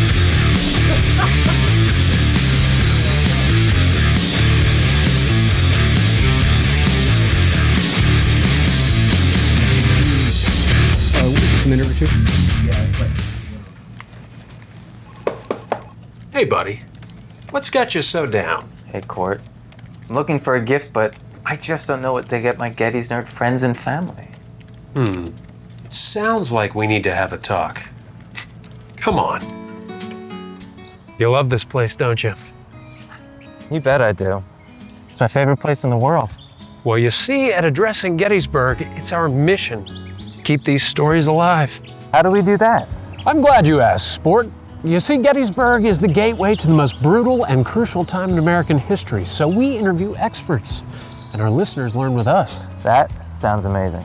It is! Mike, are you f***ing serious? What? It's for the commercial. What benefits do patrons get? You mean besides up to 4 premium episodes per month and Matt being the bee's knees as host? Huh. How about early access to special episodes, behind-the-scenes insights, and discounts for ticketed events? Whoa! None of the other history channels I follow do that for their listeners. That's because Addressing Gettysburg doesn't take its listeners for granted and really cares about us learning American history. You know, I should gift my Gettys nerd friends and family an Addressing Gettysburg Patreon membership. You see, the answer was right under your nose the entire time. Make Addressing Gettysburg's Patreon a gift for the Gettys nerd in your family this holiday season. Addressing Gettysburg wants you to learn about the Civil War with us, and we need your support. We'll run this ad until it gets annoying, and then we'll run it until you become a patron at patreon.com/addressinggettysburg or by scanning the QR code on your screen. Happy holidays. At Digital History Pioneers Foundation, we are about grassroots history on digital platforms. That means we are about podcasters, documentarians, YouTubers, and even TikTokers. All of these creators are out there trying to share their love of history with the public. They don't need ideas, they need funding, both from viewers and corporate donors. DH Pioneer's initial funding focus is on the Civil War era, with a special emphasis on the Addressing Gettysburg podcast. So be a vital part of the unique content Addressing Gettysburg has in store by donating at dhpioneers.com and help bring your love of history to the people. Digital History Pioneers is an IRS Section 501c3 approved charitable corporation that makes any donation tax deductible to the fullest extent of the law.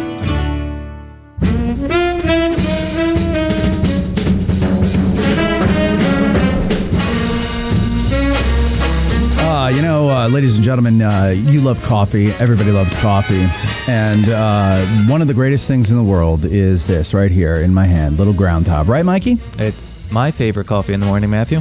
And you have this coffee every day, 2 or 3 cups a day in the morning. Yep, I was 5'6", and now I'm 5'7". There you go. That can happen to you too, folks, if you drink Little Ground Top. Let me tell you about Little Ground Top. It has notes of cacao, wildflower, and toasted sugar. You know how I know? It's right here on the cover, or the label, if you will. And it is at Bantam Roasters. You can go and get it. They can't keep it on the shelves, and this isn't like, because we just launched it. I think it's going to be 2 years old in January. And pretty much every week they've sold out. The only times they don't sell out of this, Mike, is when it's like dead in the middle of winter. Which January we get into the winter doldrums and nobody's in town. That's the only time like it'll stick on the shelf, maybe 3 bags will be left. It's amazing. It's amazing. People love Little Ground Top everywhere. Garrett, do you drink coffee? I do. Have you tried Little Ground Top yet, Gary? I've been meaning to, because I went in there and I asked if they had decaf. But you do need decaf. You don't need any more caffeine. Trust me, it's not pretty. But I do. Once in a long while, I'll have like 1/6 calf, or I could have like a sip. I like it really strong. I know it's strong decaf seems weird, but I would try it. But it just didn't seem worth it to buy a pound. Does your wife like it? Yeah, she drinks like quarter calf or third calf. Okay, so you guys are decaf people. Do you ever have parties? You have people over? Yeah, I mean, we always have regular in the house. Oh, I see where you're headed. I mean, we do go through, regular just at 1/5 the rate. Yeah, okay. So you do have regular coffee in the house? Always. Okay, good. Then I can give you this bag of Little Ground Top. I can't wait. I will report just trying to see if you'd like website. It. Thank you very much. Little Ground Top. Thank you. I could have just said yes. Yes. Thank you. Yes. Now I've run out of song. But anyway, Gary goes into to Bantam Roasters to try to find it, or If you're at home right now, you want to try it, go to addressinggettysburg.com/cafe. Click the QR code on the screen right now. Click it, scan it, whatever. And that's it. Little Ground Top. Fight the battle against being slow with Little Ground Top, bro.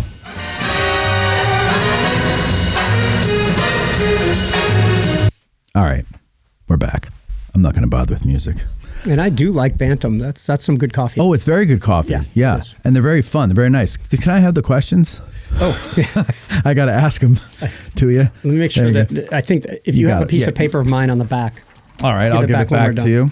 But I don't. I don't think you do. Okay, Those good. are all mine. Okay, good. All right, so let's get into our questions here. These questions are submitted by our patrons. They know ahead of time everything that is going to happen here at Addressing Gettysburg, and they also keep us going.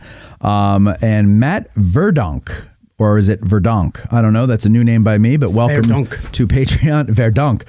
Now that Little Round Top has been open again for about 18 months, what would you consider to be your favorite and or the most impactful change to that area of the battlefield? How has it affected the way you interact with or perceive that space? And have you seen changes, or are you aware of any feedback from the general public about one thing in particular more than others, even if it's something as simple as improved accessibility?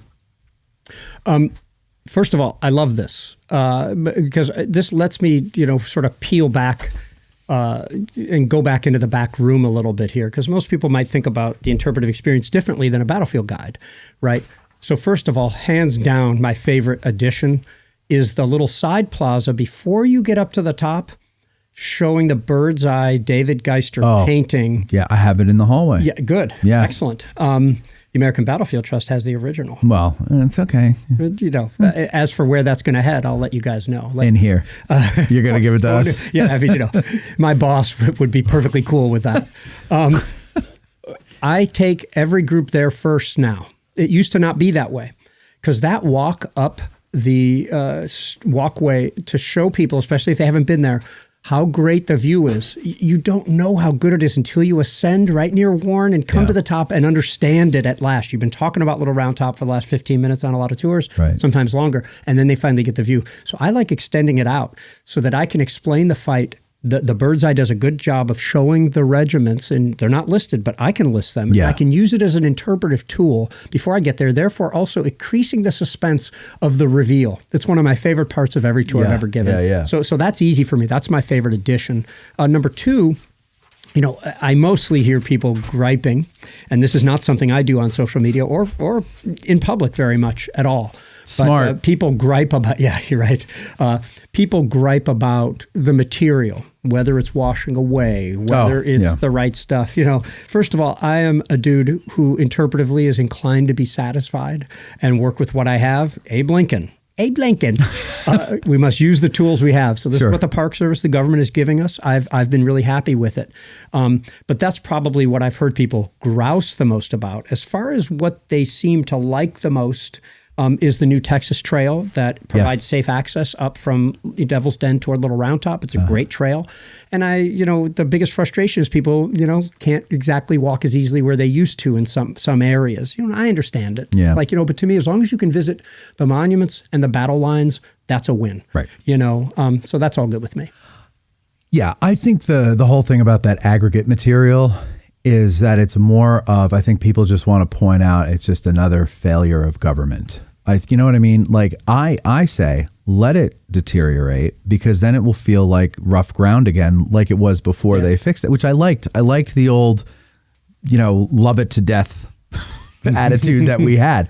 I liked that because I felt like this was mine to explore. I can discover something here. The minute a formalized path is made, it's no longer real. Yeah. In my mind. Yeah. And as a battlefield guide, of course, we have rules on what we can and can't do as well. So the guides appreciate the gathering areas. We have several areas where we can put a bus full of people and stand there and not have to jockey for the same amount of position and everything like that. So that's all good. And it more than, to me, it makes up for the, more limited access that you have in some other areas, and it's not exactly, if you look at the park, what a guide can do and what an individual can do aren't the same things. Right. It is the people's place. Yeah.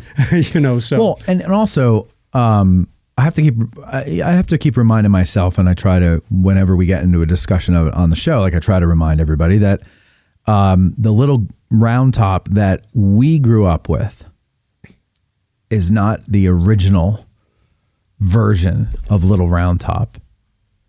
Like, it's changed over the years before we came around. Yep. So things change for various reasons. Devil's Den was completely wooded on my first 2 trips. Completely. Mine too. And each one of those things, each change begets some reaction, such as the Valley of Death not having cows. They've been fighting that ever since. I didn't like the cows being there much either, and I didn't like the non-historic fencing, but I'll tell you what, it has grown up a lot now. It has. And so whether you're talking about growth or beavers or composite material, you're never going to make everyone happy. The cows was what, the 80s? Or up until even the 80s? Into the 90s. Oh, into the 90s. Yeah, I think so it was before I came. They probably removed it around 92 is when the fences and the cows Yeah, our came first visit in 1990, the cows were definitely there. So yeah, one chewed on my Fiero. Yes, I had a Fiero. It was the worst car I ever had. Really? By far. Okay. I've got video of it. Do you really? Yeah. What made you want that? Or was it like... I thought it would be fun and sporty, and it was affordable too, because it was like the worst car ever made. Yes. But it turns out they didn't handle that well. They weren't fast, and nobody could see you, so it was pretty dangerous. But I drove that terrible thing out to Gettysburg like 5 times from Chicago. Really? I drove other cars too, but that I drove several times. It was great. It was a fun little car to have, but not for the sporty fun. It wasn't fast. Right. It didn't handle well. It had more It had more problems than any car I've ever owned, which says a lot. They just don't look appeal. I just, They made them better. I bought the bad year even worse. Okay. They made them a little bit less bad later. Awful. It's like, remember when the Mustang in the 80s turned to that stupid looking car? Yes. I don't understand that either. Brandon Gaylord says, I'd like to ask Garry if there has been any consideration to adding some markers or signage to some of the areas where action took place around the town, like Long Lane or Smith's Ridge. It would be great to have some visualization of the skirmish areas and roads, penders, lines, and movements on July 2nd and 3rd. Yeah.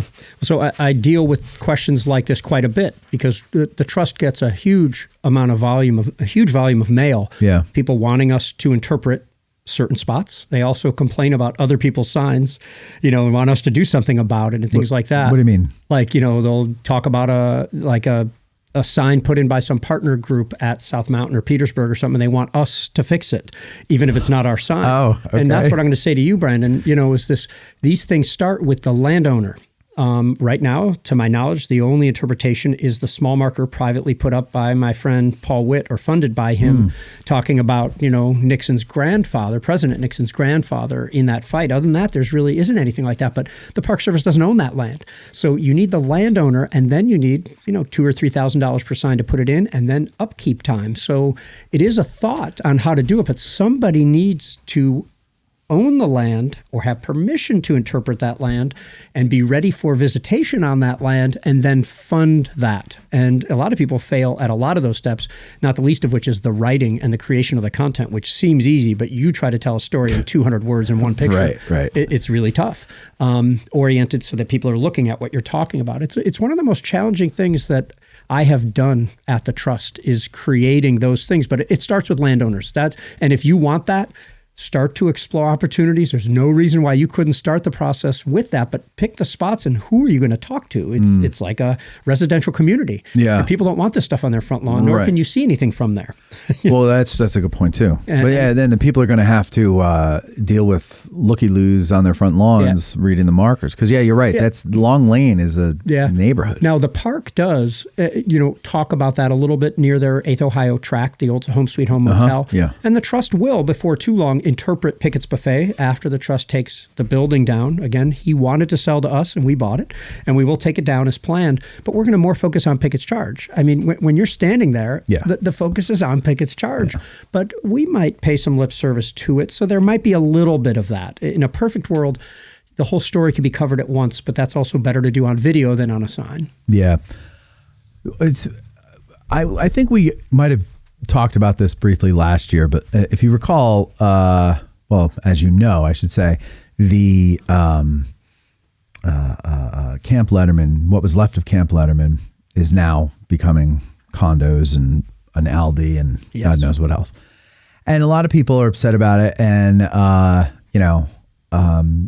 a couple of years ago, I might have brought this up to you because a neighbor of mine at the time, this is going back 3 years, he came up to me one day. I was getting in my car and he's like, "Hey, Matt," and he's like, "Oh, they got to put the stuff over there at, what's it called? And they're going to put condos and gas stations and supermarkets." Is this his real voice? Yeah. Awesome. Yeah. Okay. No, it's not, because Right. he never shuts up. Anyway, nice guy though. But anyway, so he's like, you got to talk to your friend Gary there and get him to get the trust to get that land. And I was like, but they don't do that because they're the American Battlefield Trust, not the American Hospital Yeah, Trust. but they should. Yeah, but that's a battlefield. It's a part of the battle. I do understand it for what it's worth. I do. It's painful to pass, and the trust passes on dozens of otherwise viable sites a year because our mission is battlefield land, and not just battlefield land, where they fought. Now, we'll buy a headquarters if there's also fighting there. We'll buy a hospital if there's also fighting there. Yeah. And things like that. But one of the reasons the trust is successful is because we are razor focused and we're really good at one thing.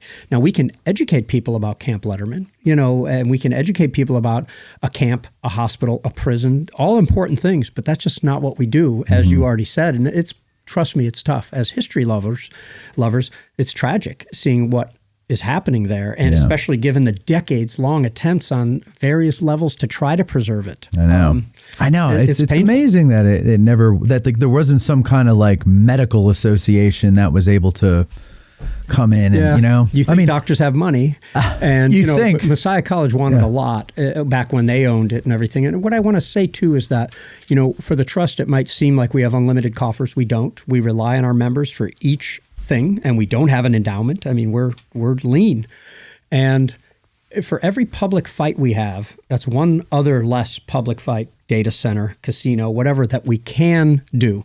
And every land we buy, if you spend, $400,000, that has to be raised from our members, and that's one less appeal we can send out for Shiloh, Olustee, Chickamauga, Vicksburg, Perryville, Nashville, Franklin, whatever it is. So there is a limited number of bullets in our gun, and we have to use it according to our mission. Real quick, let me go over here. We have a super chat from Andy who says, "Merry Christmas to 2, in parentheses 3 guys who've entertained me so much for so long." So who's the third guy? Am I the third guy, or is Mike the third guy? You're the third. You're the That's parentheses. what I thought. guy. Yeah. I'm always parenthetical. I was going to take it on my own chin and say, you guys are always on the show, so you probably entertain them more. But you have a wider reach. Maybe, and I've I never don't know seen Andy's name before, so I'm going to guess he came in because you put the Well, hello, link up. Andy. I knew you were a fan. And then Bought But Not Watched says, I'll raise it another $10. He only sent in $4.99, which is breaking our rule, but I'm going to read it anyway because it's funny. He says, I'll raise it another $10 more if Gary tells us a general area where the proposed site of the Harvest of Death is, so I can go and see. So he's trying to bribe you, Gary. No, I mean, I can't. Plus, I can't be bought that cheap.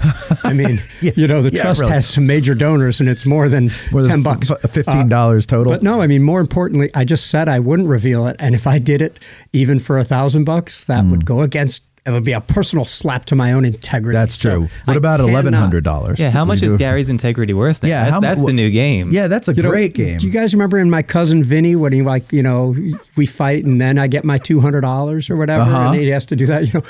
Until I see the cold hard cash in front of me, we're not even going to have that discussion. That's true, because it would be lying if I told you I had anything. Okay.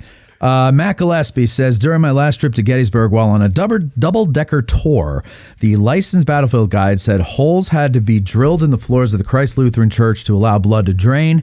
I visited many Civil War hospitals and have seen many blood-stained floors. I've never seen holes or evidence of plugged, repaired holes.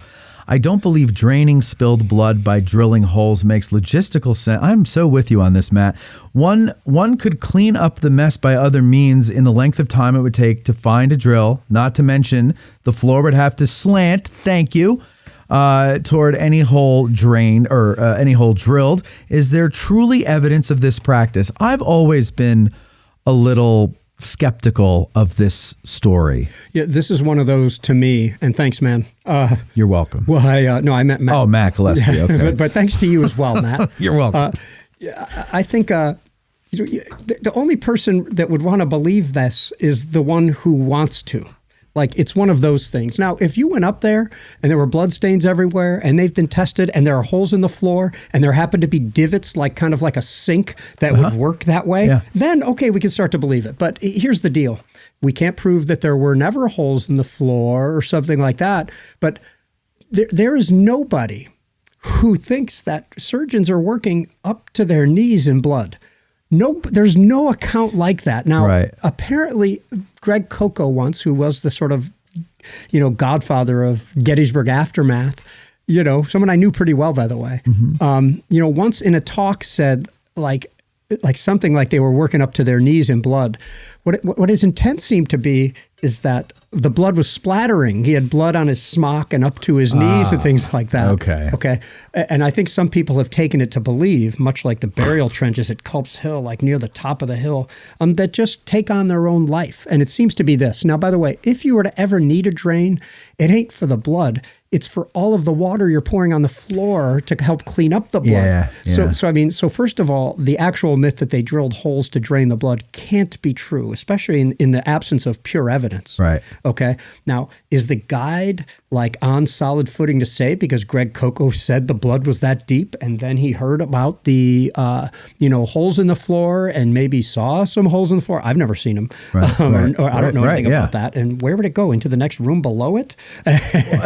Anyway, where's it draining off to? So then how do you get the blood out of the basement? But I do know that, when I was first a guide, I said that Little Round Top, the loss of it might have resulted in the Confederates, winning the Civil War. I mean, I ascribe to myths as well. I mean, until you take the time to read about them or disprove them yourself, we all do it to some extent. And once in a while, you're going to be captured on tape, like this Greg Coco thing about blood up to his knees.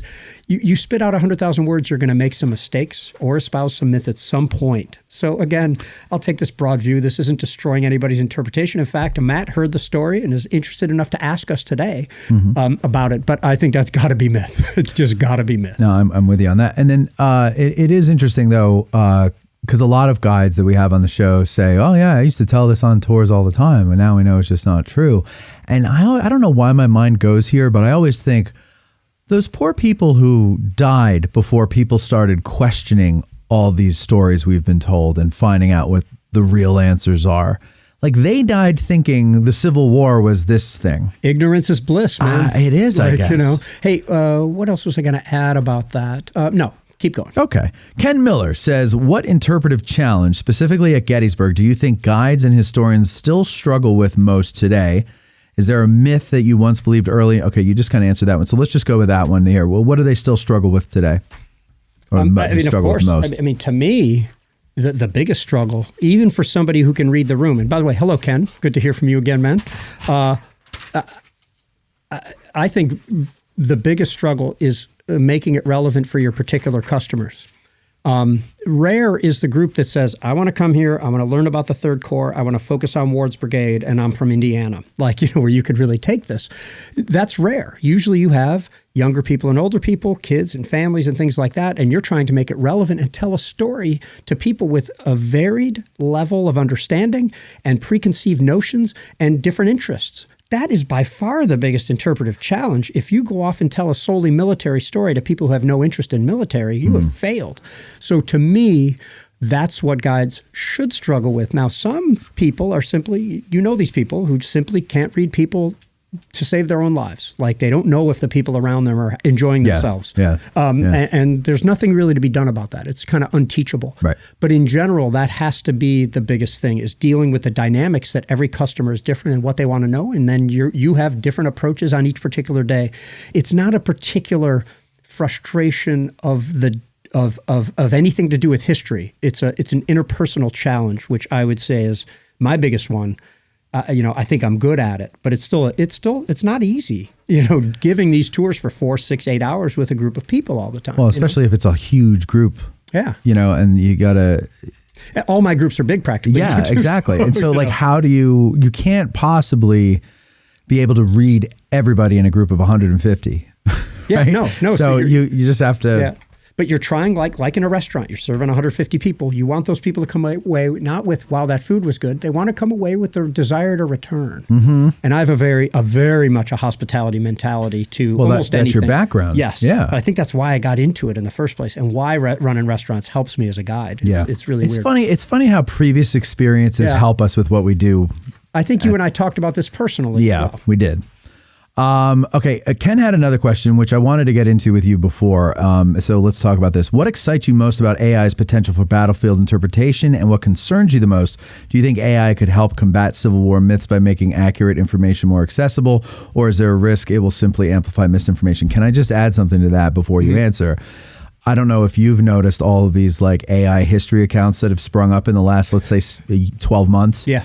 And you may not notice this because the Trust has a huge channel, but like for like nobody's on our level, my level, that's a huge killer, because now I'm seeing this 3-week-old channel that's using AI that is depicting Civil War soldiers with incorrect uniforms and, battles being fought with like something they didn't have back then or whatever. And then the information is not exactly correct. And they're getting hundreds of thousands of views in 2 days. And, and I got to struggle. So go ahead. All that stuff. Keep that in mind. And don't forget your poor pal, Matt. Yeah, that's a lot going on. I mean, we're all trying to just keep up with this, right? On the bad end, I already talked about my biggest frustration. And that is just people being able to use it as a vehicle to say something is untrue, simply because they say it's AI without any evidence. Secondly, what I would say is that, some of those same people, those same accounts are stealing my then and now photos, taking my caption, feeding it into AI, having it rewrite it, mess it up, and then post it and get a whole lot of views. I report those people, by the way, those pages. It takes a while, like to Facebook, but I take that personally. I don't like it. There's also the keyboard warriors who are now experts on our subject in the comments, because they're clearly just cutting and pasting AI into it to prove their point. And and you can even see like what the context means. Like you see the AI categories, but it's the way that they feel about it. Like, now I've proved this to you. So all those things, though, this is the world we live in now. It's only going to get better. I will say, meaning AI is going to get more powerful. I will say that for a while, a couple months ago, the number one job on the list they publish on AI, most likely to be killed by AI, historian was at the top of the list for a while. Yeah. But happily, AI isn't that good at it yet. It's good at basic stuff. I know somebody who had it ingest all of the writings of a certain person so that somebody else could argue with that person in AI, and it was pretty good at it. Like, I'm amazed at some of the things it does do, really well. So I guess those are some of the things that are cautionary or that make me worry a little bit. To me, I think already the idea of AI video is already wearing off for most people. I hope so. You can kind of tell what's going on there, and people are they're not really saying that it's AI, whereas at first they were like created with AI. I mean, this guy Grant you were talking about in Australia, it's pretty clearly AI. I mean, I don't know how to fly, and Tim Smith doesn't know karate, things like that. So I'm all for it in fun, just like with everything else. So I mean, all the air conditioning stuff and all these things, it's been a blast. So I like AI for that. Yeah. I will say that there's no doubt that as AI gets more powerful, it could help solve mysteries, because it could ingest content in a way that we can't possibly do as historians. Maybe it could solve the Harvest of Death. By the way, one of the first things I did was try to use it to solve the Harvest of Death as soon as it came out. I was trying to extend the photos out in one direction or another and things like that. And it might have something to do with that Harvest of Death thing I was talking about earlier. So, there's obviously going to be something we have to live with. It's going to cause, us to pivot. I mean, there's certainly stuff that you guys could make, not necessarily video, but you could have it help you. As I have it help me. Sure, I use it as a tool. Yeah, we have at my department at the Trust, the education department, Chris White and I run it together. Yes. We have an AI policy on what's okay and what isn't. I saw a page recently where the Battle of Nashville, AI just got it wrong. An intern used AI, didn't tell their supervisor they were doing it. It went up on this major page, and it was the Confederates who were defending Nashville, and the Union under Thomas took it back. and it became the first capital fall, even though that capital fell 2.5 years earlier, and it was the complete reverse. And it's like, there are people out there who will destroy you for these things. So I think that there is a quest, and this is what you should feel good about, in my opinion. Okay. That people do want the authenticity of the real thing. They want the real Gettysburg. They want to go to the baseball game, and they want to know to the degree possible what it was like. The AI might be a way in and stuff like that, but I just think it's the visual parts of it are ephemeral until it gets much better, and the rest of it, there's still a need for people actually doing the real work, like you and I.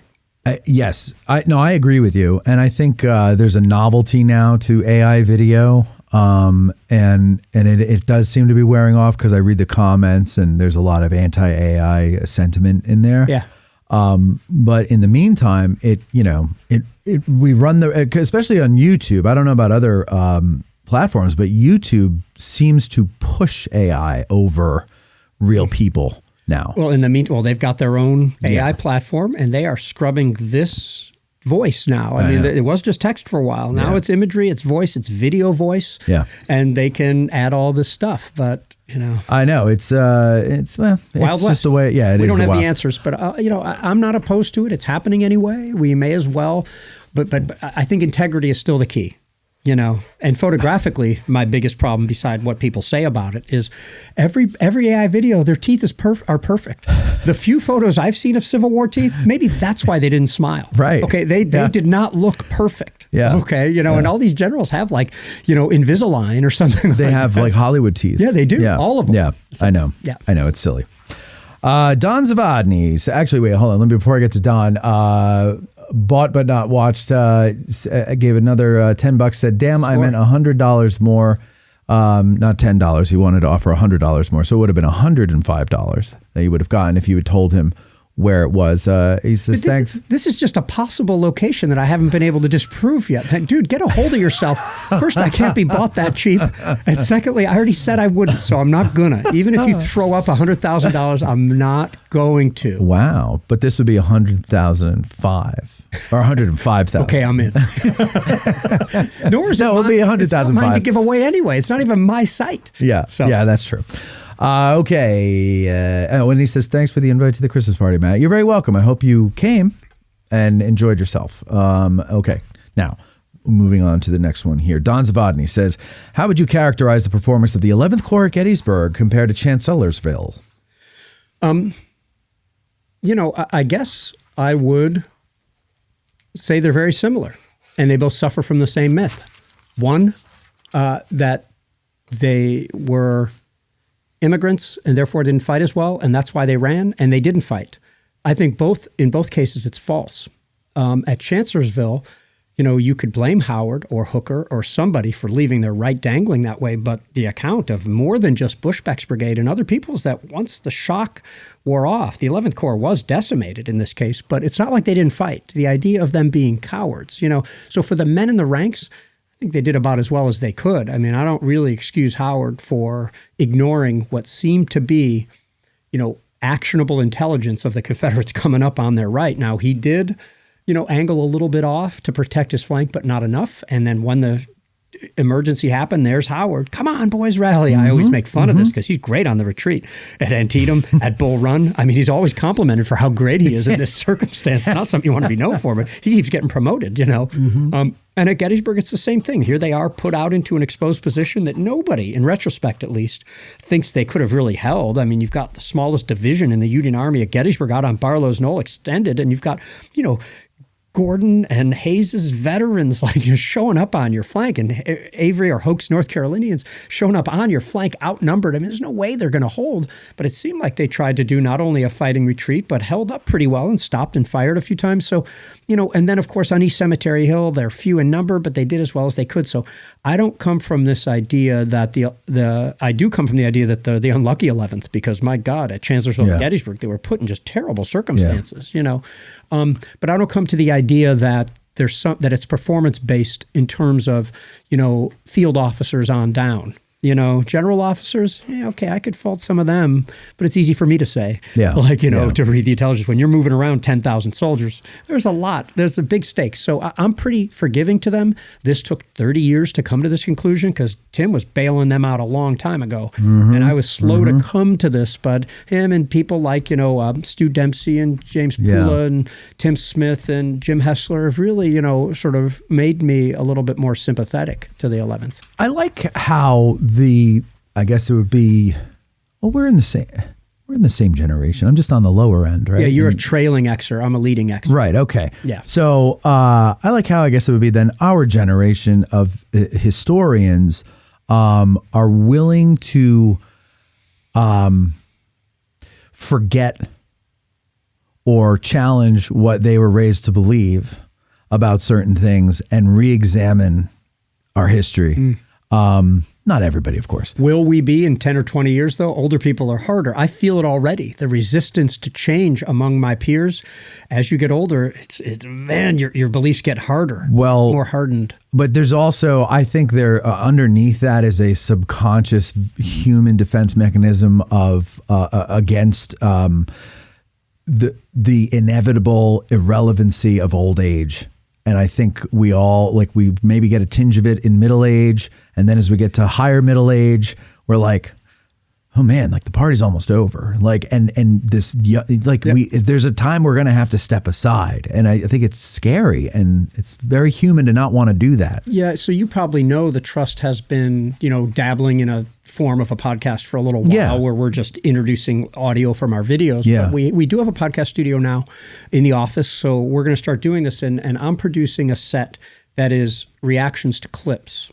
1 to 2 minutes long of people from the past, of people who have said things on them. But one of them is going to come from a musician I respect, Shirley Manson from the band Garbage. Yeah. And she talks about, in her great Scottish accent, this idea of the young, are you supposed to make way for the young? Are they supposed to push you away? This sort of new group. So look out for a discussion on that before too long. I find that very interesting in terms of historians, because I remember when, coming up and being in the same event with Gary Gallagher and Ed Bars was a massive deal. Yeah. And then I started giving tours with some of these guys sometimes, and now they're sort of, I think, you don't hear of them as much anymore. I think no matter what your field is, there's always going to be that push and pull. Yeah. There's going to be enough of the older generation that are like, no, we were them once too. And it was people our age who nurtured us and pulled us up into, our careers. So we need to do that. And then there's other ones in that age group that are like, nah, we worked hard for this and it's ours. Yeah. And there's always that push and pull. And then there's the young people who are just like, hey, old timer, get the hell out of the way. Yep. Because they're eager, they've got the energy, they've got the ideas, but there's old people in the way saying, no, that's not how we've done it for 40 years. I had to earn my chops. Yeah. I want to say that I do think that I'm misunderstood in so many ways. And one of them is about my ego, which I do have a healthy ego, but it's not, It's a healthy ego. Yeah. Okay. Well, or I have a big ego, many say. But I'm saying it's a healthy ego. You definitely have an ego, but it's not a bad one. Well, thank you, sir. Well, no, because and all seriousness, and I say this all the time to anybody who will listen. You shared our stuff and talked about us on your videos before I ever met you. And I never asked you to do it. I didn't know you, and you just did it, and that was a huge help to us. And every time you've done it since then, people are like, "Oh, Garry just mentioned you in a video today." I'm like, "Oh, that's great," and. If you had an unhealthy ego, you wouldn't do that. A person with a healthy ego will do that. Oh, good. Yeah. I'm glad. And also I want everybody to know I don't do this stuff to be nice. I do it because you were doing something really good. I feel this is how thank you. I'm wearing this hat because it's a really good hat, historical cap. Right. People don't pay me to say these things. I liked what you were doing and I started listening to it. I ran into you in the cemetery. Yes. National Cemetery is where we met. And we were both volunteering. But I guess what I want to say is that, notice you said liked you. He said, I liked you. It was definitely past. It was definitely past. There's a few things you've done. No. Okay. So, no, and even you and I have had a couple of disagreements and we just talk about them. Yeah. It's being an adult. Yeah, exactly. But I guess what I want to say is, Oh, don't lose it. This is happening more and more now. I think it happened on the last one too. I'm going to get this one back. Yes, is that if you would have asked me in 2011, 2012, I'm like, oh my God, I have 500 followers on my page. I work for the American Battle or the then Civil War Preservation Trust. I think I've peaked. And I'm not kidding. I thought it then. I thought it in 13. I thought it in 16 when the hat became a thing. And then I thought it in 2020. I think it now. Yeah. I don't obsess over it, but at some point I will have peaked and everything will start to go down from there. And right then the Atlantic, which I read and respect, said, when's your professional peak? Parentheses, it's sooner than you think. And so at any point now, unless we continue to work hard, unless the environment continues to favor this, unless AI or other external factors mess with us, there's only so much time left to be able to spit out as much information in a meaningful way as possible. Yeah.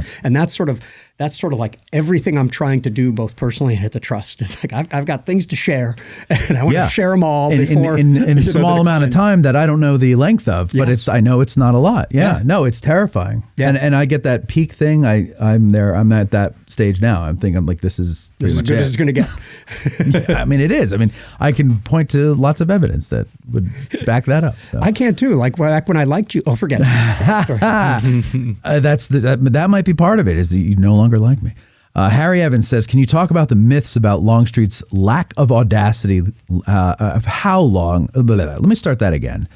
Can you talk about the myth about how Longstreet's lack of audacity lost the battle? He forgot to put how in there, so I had to add it. Thanks, man. That's Harry Evans. First of all, for anybody curious about this, I would read Glenn Tucker's Lee and Longstreet at Gettysburg. It's roughly 1988, long after his high tide at Gettysburg. It's a little used book, but if you're serious about this, that's the book you got to read. And he convinced me then. And when you read the rest of the stuff, it's after Meade's death and it's Jubal Early. This is Jubal Early, justifying why his division with the smallest casualty level of any of the Confederate divisions didn't do what they did and putting the blame onto Longstreet, who had since, aligned himself with Grant and became a Republican and everything like that. So that's what I would date it to. The idea that Longstreet wasn't an audacious general is insupportable. That he wasn't at Gettysburg, you could at least try to root and say, well, he wanted to go around to the right, or that he wasn't really into Pickett's charge. He's somebody who was pretty experienced and had a lot to offer. Yeah. So I first of all, I disagree with the premise. That some would suggest, I'm not saying you are, sir, but the premise that Longstreet was not audacious, I think he was being a good soldier here. And his second day's attack proves it was pretty audacious. Yeah. The largest attack at Gettysburg was his, not Pickett's charge. It was his second day's attack, along with a couple of brigades from Anderson, or a few brigades from Anderson, that will make it more than 15,800 soldiers all at once. Not all at once, but coming in an echelon. So I disagree with the premise, and I would blame Jubal Early as a very talented, the Sickles of the Confederate Army at Gettysburg, like the guy you don't want to be in a public fight with. Well, you bring up Jubal Early, and at the beginning of the show, you mentioned the lost cause. I just want to read these super chats, and then we'll get to the lost cause real quick. So Ken Miller says, let's see here. He says that meeting you this year was one of the top 5 highlights of his year, as well as becoming a patron. So there you go. Thank you very much for that, Ken. And who's this here? This is Astaboy says, Tim York says hi and happy holidays to all AG. Keep it coming. Thank you, Tim.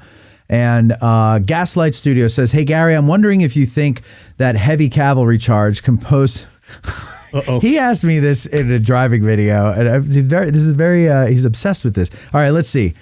Hey, Gary, I'm wondering if you think that a heavy cavalry charge composed of 800 to 2,000 men and horses could have succeeded where Pickett's infantry failed. I think most people, me too, don't buy into that idea. Yeah, no way.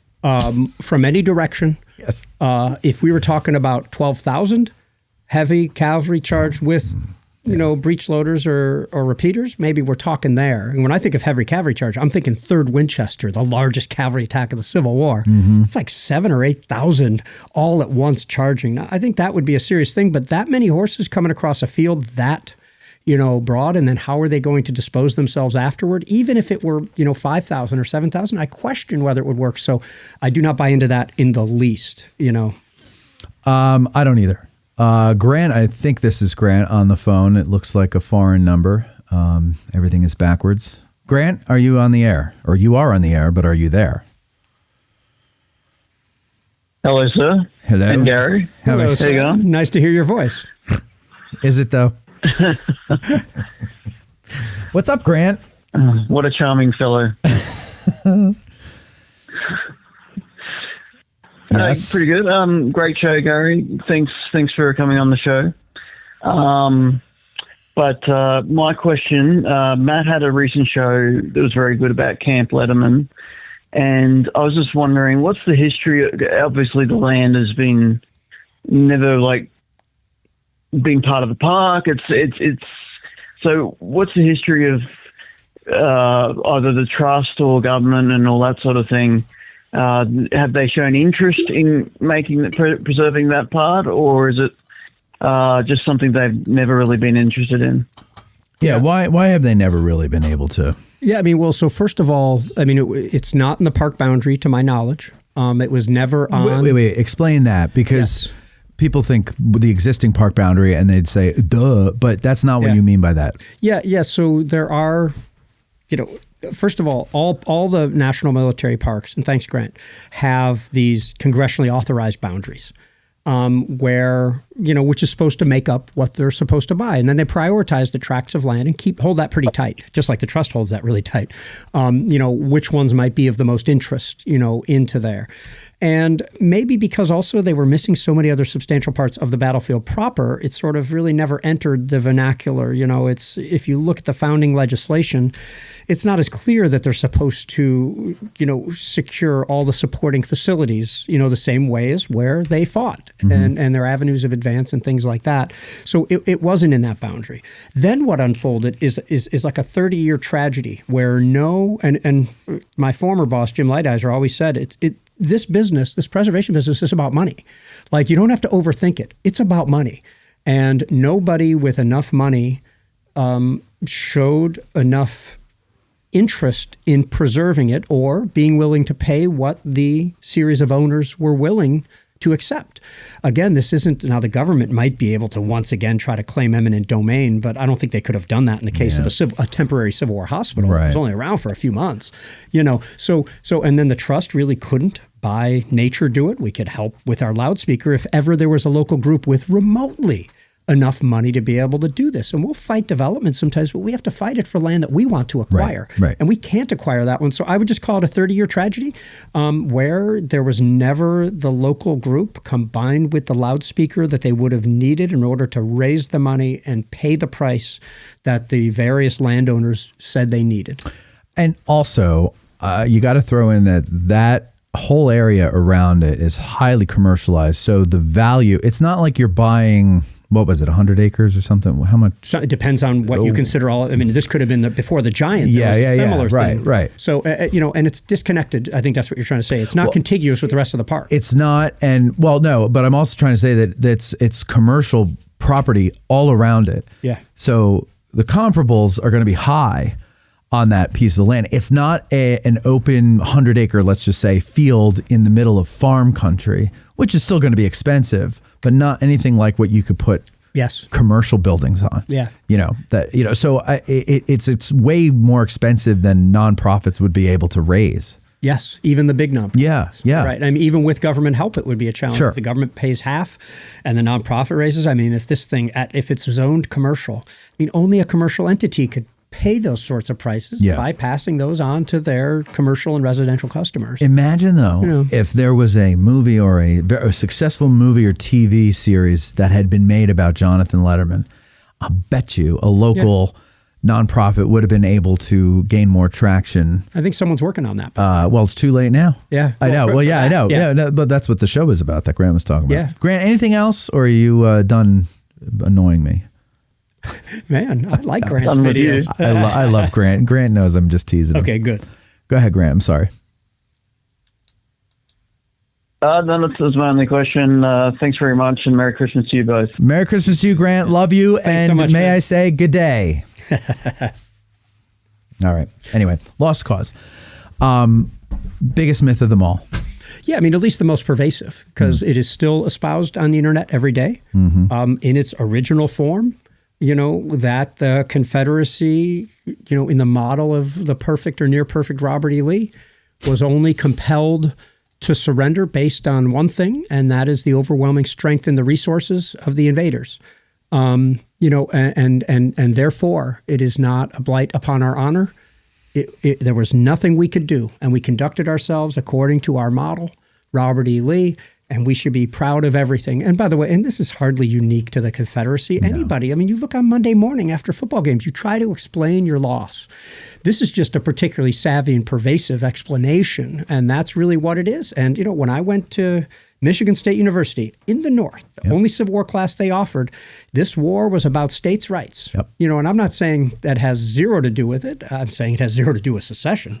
So it is a very pervasive myth, and there are lots of books about it that you could read. And I'm happy to see that it's now called the myth of the lost cause after decades of books and research and it being labeled as such, because it is. You can see its creation. Nobody said these things while Lee was still alive.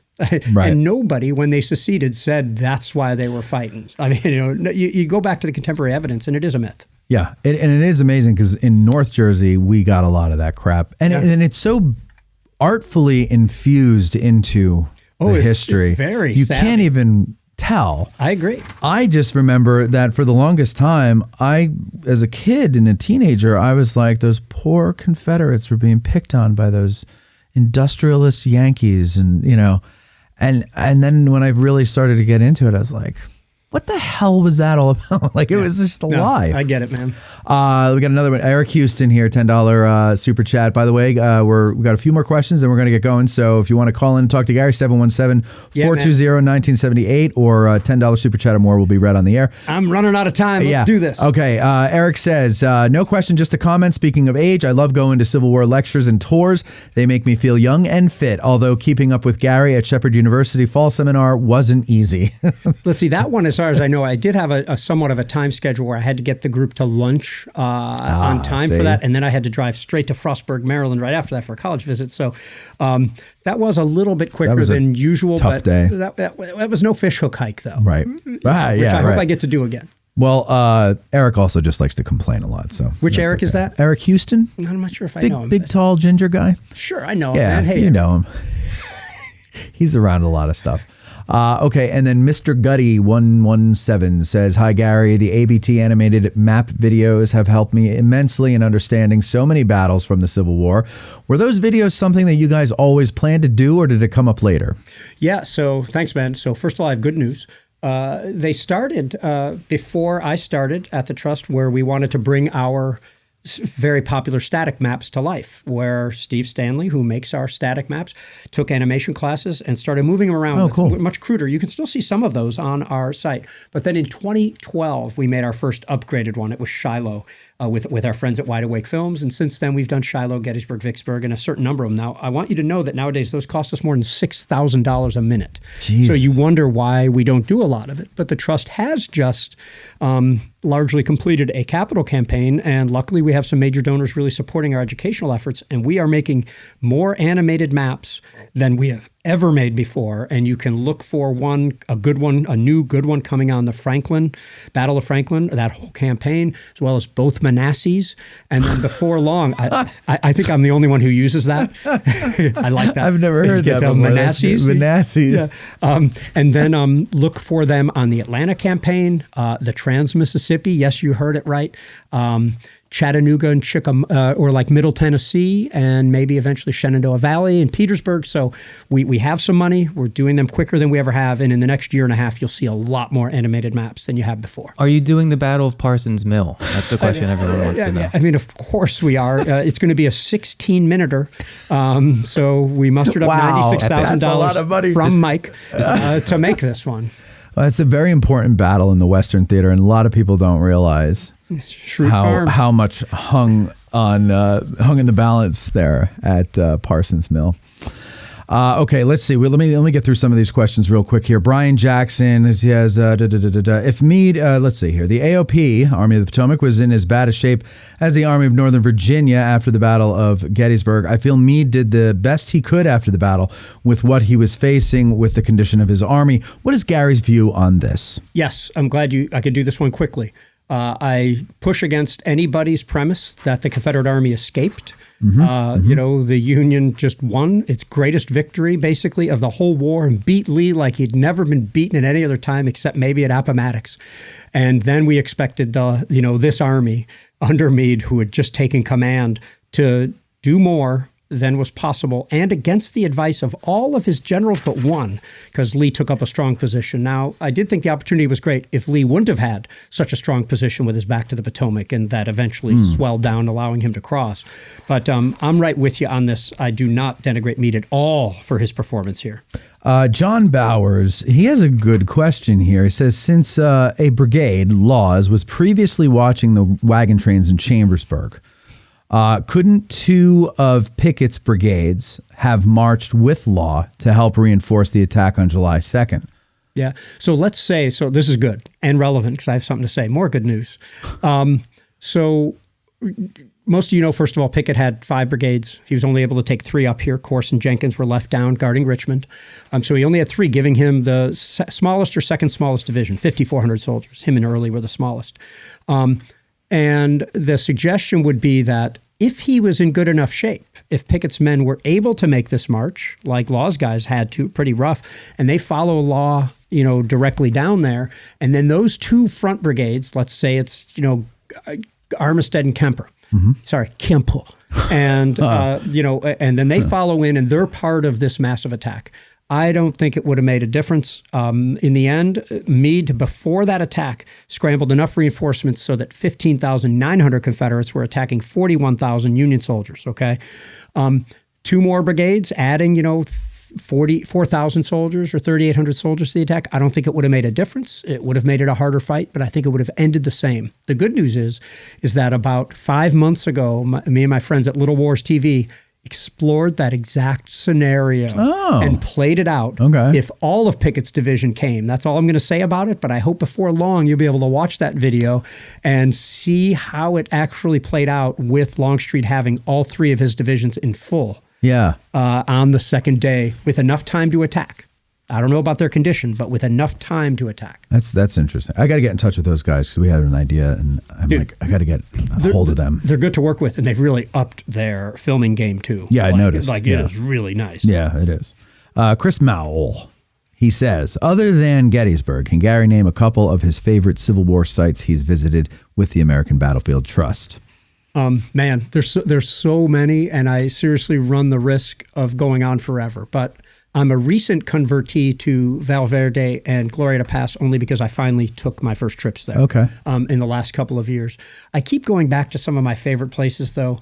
If Gettysburg's my first, Antietam and Manassas are my second and third. But Perryville always comes to my mind as a place that just resonates really well with me. I feel the same way about Chickamauga. And it's been like, I swear to God, when I think about retiring, I think about travel. And I go to these places, I'm there for a day and a half or 2 days, and I'm there with members and shooting video. I want to just spend 2 weeks at each of these places and actually walk the whole place. Yeah, like be a tourist. Yeah, exactly. And I look forward to all that in retirement. So those are some of the ones that come to mind. I'm an unreasonable fan of Fort McAllister near Savannah, the end of the March to the Sea. I love that site, even though it's reconstructed. Those are the ones that naturally come to mind. I love the whole Fredericksburg area. I like Franklin and Spring Hill and Nashville. What was the first battlefield you ever visited? Was it here? It was. It was here. I never went to any battlefield of any war until I came to Gettysburg in 1988. Gettysburg 125. Gettysburg is kind of, as a first place to come, it can, for a while at least, it can kind of spoil you from others. Yeah. My first one was Manassas, and then Fredericksburg, and I wasn't until I was a senior in high school before I came here. Wow. Yeah, that might have helped me because you're right. When I went to a place like Shiloh, it was much harder to understand. It wasn't as well marked. Right. There wasn't a guide service in 96, January of 96 when I was there. So you're right. I understand. Gettysburg, to build up to Gettysburg, you're like, wow. Yeah. But when you come to Gettysburg and then you go anywhere else, you're like, Huh? Maybe. Like, but, yeah. but you also like being, Antietam and Perryville are awesome because of how peaceful they are, not because there's nobody there. Yeah, It's I know. a totally different vibe. No, I know it is. Antietam is the Gettysburg, Harper's Ferry, Antietam, Shepherdstown. That whole little area, I just Monocacy. Monocacy is nice too. I was there for the first time back in May. Cool. Never been there before, and I thought it was very nice. Except you could hear the highway. Yeah, but the highway's otherwise, right. Yeah. it's nice. Yeah. All right, finally, Phil Fucus. He says, I would like to ask Garry if licensed guides interpret the battlefield and use the information available differently, or are they closely aligned, or is it a mixed bag? In other words, from guide to guide, he's talking. Entirely differently. We are not tested on covering a certain amount of information or a certain way other than that it be effective and that you have the ability to do it in 2 hours. I would also say that, if there are 130 guides now, I think there might be a little bit more again than that, there's always been a rather small number. I don't know if that's 10 or 50, but a minority are actually scholars who keep up on all this stuff. And it's not easy. I mean, just Gettysburg alone, reading the Gettysburg magazine and keeping up on your podcast and Battle of Gettysburg podcast, Chicago Civil War Roundtable podcast. I mean, it's not easy to keep up on all this stuff. That isn't. So that you can sit in front of a mic and be asked questions live. Yeah. And that's never been the whole guide service. Some people are there to provide, their 2 or 3 hour tour, or they can do an all day tour, and other people have specialties. So not only are we different in the way we go about it, obviously my tours are a lot different than Tim Smith's tours. We meld because we're different. Yes. In it. And we complement each other. Yes, we do. Yeah. But, certain guides, convey information in different ways. And we all tell our own stories, the ones that we think are going to resonate. And I'm very tactical with it. I try to provide the best experience while trying to minimize the questions that I constantly get. I try to tell stories in a way that explain it so fully that their questions are of a new sort, not the same question over and over again. That's a failure of mine if I'm getting the same question on every tour. So I try to incorporate that into my tour and grow it in a way where they have a more full understanding. Again, it's a hospitality mentality. I would suggest that there's, detractions, pluses and minuses for that. And I would say that about anybody else's approach. Yeah. We got one more call here. How pressed for time are you? Always very. I know. But the you're joke super is that very here? I've already done this down to, I have to meet with your landlord after this. Oh, okay. And, he'll be around. All right. Then I have to get home and let the dog out. Okay, so do I. Sharon, you're on the air. Garry, hello from St. Charles, Illinois, home of the 82nd Illinois Cavalry. Sharon, let me just say that as you might remember, might remember. I do, and I still think fondly of your wonderful music that you played at that event. Oh, did she play I think the fondly violin? Of your. She did. I'm sorry? And is it you played the violin at the event, Sharon? Oh, that's right. You did, didn't you? Yes. The Ashokan Farewell. Yeah, that's with right. some friends of mine. Did you record it? Yeah. No. That's a shame. We did Ashokan Farewell with some friends of mine. It was beautiful. Yeah. Well, Sharon, as the kids say these days, video or it didn't happen. Mm-hmm. There you go. Well, it did happen. If Garry remembers it, okay, that's true. But I mean, people are still talking about your presentation, Garry. I mean, it was just amazing. It was just fantastic. And thank you. And can't tell you how much we all appreciated your coming out here and devoting that day. But it was wonderful. Just quickly, I get sidetracked a lot. I go down rabbit holes, and I was reading something, and then I went down one rabbit hole. Anyway, about the third or fourth rabbit hole I went down was about Civil War, drummer boys, and not a whole lot of information about drummer boys at Gettysburg compared to some of the rest of the information that I found, which there's some very interesting. There's this William Johnston who didn't die till 1941. Born in 1850, Willie, they called him. He was the 3rd Vermont Infantry, not at Gettysburg. He was at age 11 during the 7 Days Battle. He earned the Medal of Honor as the only drummer in the outfit, I think, to hold on to his drum amid the chaos. So he managed to hold on to it. He won the Medal of Honor. At 13, that was at 11, but then later at 13, he was the youngest recipient of the Medal of Honor. So he was a drummer boy. So I thought that was interesting. So there's lots of interesting facts, but hard to find. Oh, and another thing I found, and he was only a drummer boy it was at the end of the war. He was very young. His father was a doctor and got sent out, I think, to Indiana or Ohio, a hospital out there, and he took his son with him, who became a drummer there in the regiment that his father was in. So he was a drummer boy, technically. I mean, he was. He died on the Titanic. Very cool. I mean, not cool for him. Yeah, that neat. He lived a while. I mean, if he's going to die in the Titanic, he lived till 1912. That's great. You get it. But it's kind of interesting to follow up what happened to these, because obviously they were all young. So, the ones that survived, some of them lived, a long time. Some of them didn't, but some of them did. Anyway, my question is, I have a note here from my rabbit hole research of a book by Jim Hessler called Blowing Smoke. Never heard of that. I don't think. Do you know about that? And is that about Civil War drummer boy? He's often blowing smoke up certain people's places, but I have never heard of that. He's done all these casemate books, or he's done a couple casemate books, but I'm not aware that they're called Blowing Smoke. It looks like Matt Dan is Sickles, Blowing Smoke. Let me see. I'm typing book. So my answer is no, but as you probably see live, Matt is looking it up. Yeah. No, I don't see a book with that title by Jim, but there is on historynet.com from 2018. There's an article called Dan Sickles Blowing Smoke by Jim Hessler. So is that what you're talking about? Must be it. Oh, okay. Well, maybe that was it. And maybe, I don't know. Yeah. I don't know why I had that. That's the only thing I can find that has Jim Hessler and Blowing Smoke in the same sentence. On it. I don't know why I had that in my notes about Civil War drummer boys. It doesn't sound like from what you said it has anything to do with No, it's the question right at the beginning was wounded Dan Sickles coolly chomping that cigar as he was carried off the field at Gettysburg, or is it just a puffed up tale?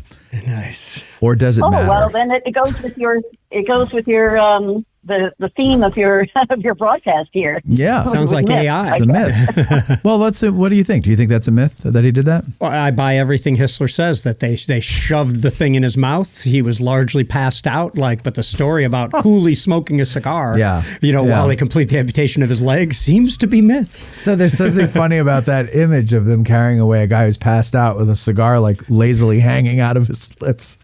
I don't know why that makes me laugh. Anything else, Sharon?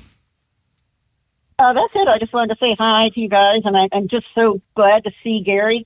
Gary, so glad to see you back on Addressing Gettysburg. So are we. We're glad to have him back. Thanks, Sharon. Clap, Mikey. Oh, Jesus. I can't clap for myself. Thank you, no, Sharon. you can't. But thank you very much, Sharon. Have a Merry Christmas. Okay. Now, Mike and Garry. Actually, I think Garry challenged Mikey B. Are we going to play a quick game? To a rousing and quick game of our famous game, contest, whatever you want to call it, called Grumble Jones. Follow us, follow along with us. You can find the rules on the website, dressinggettysburg.com. And are you guys ready? Yeah, do we have the music? We've got the music all ready to go. Just let me know when you're ready for this rousing. I'm going to go first this time. So, all right, Mike is going first. I'm looking forward, man. This is amazing. I feel like we should dim the lights or something, but I have nobody to make dim the lights. Okay, so ready? Yep. Whenever you're ready. Mikey, Garry. Start the music. Grumble Jones, go. Beverly Robertson. Sort of a layup right off the bat. Colonel John Wheeler.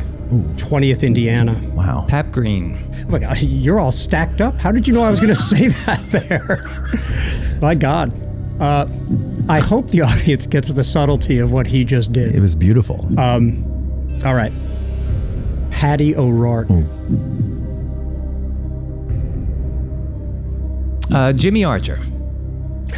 Jimmy? I don't think I know the rules well enough to know what that first name technicality did. James Archer. But you said Jimmy. That means something. It does. As far as my response. All right, then. Lowe. Armistead. Uncle John Sedgwick. Winfield Scott Hancock.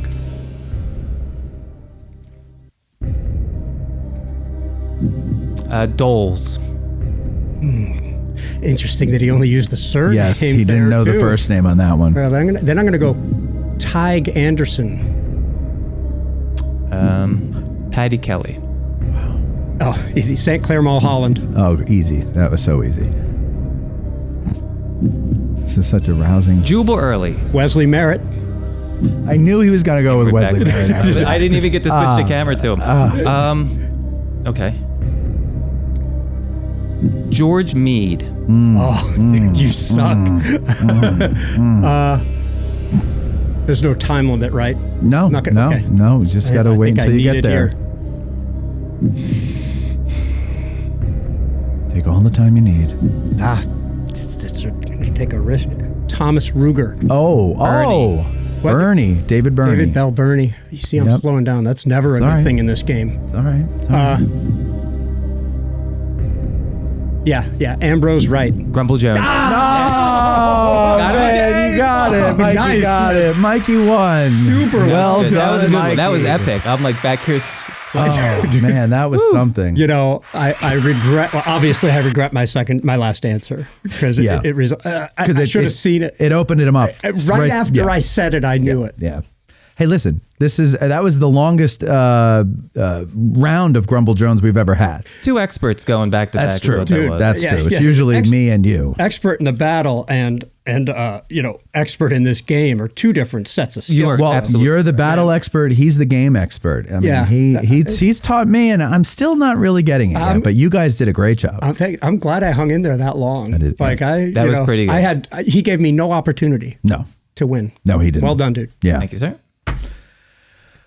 I hope you enjoyed that at home, ladies and gentlemen. Again, the rules are on our website, addressinggettysburg.com. Yeah, and stick with it if you're not getting it. Just a little. Replay the first time it. I watched it. Yeah. Replay that part. It'll make sense to you. Yes. If you don't want to go to the website. It can make sense. Oh, that's I would true. suggest it's gettable, like the Harvest of Death. Yeah.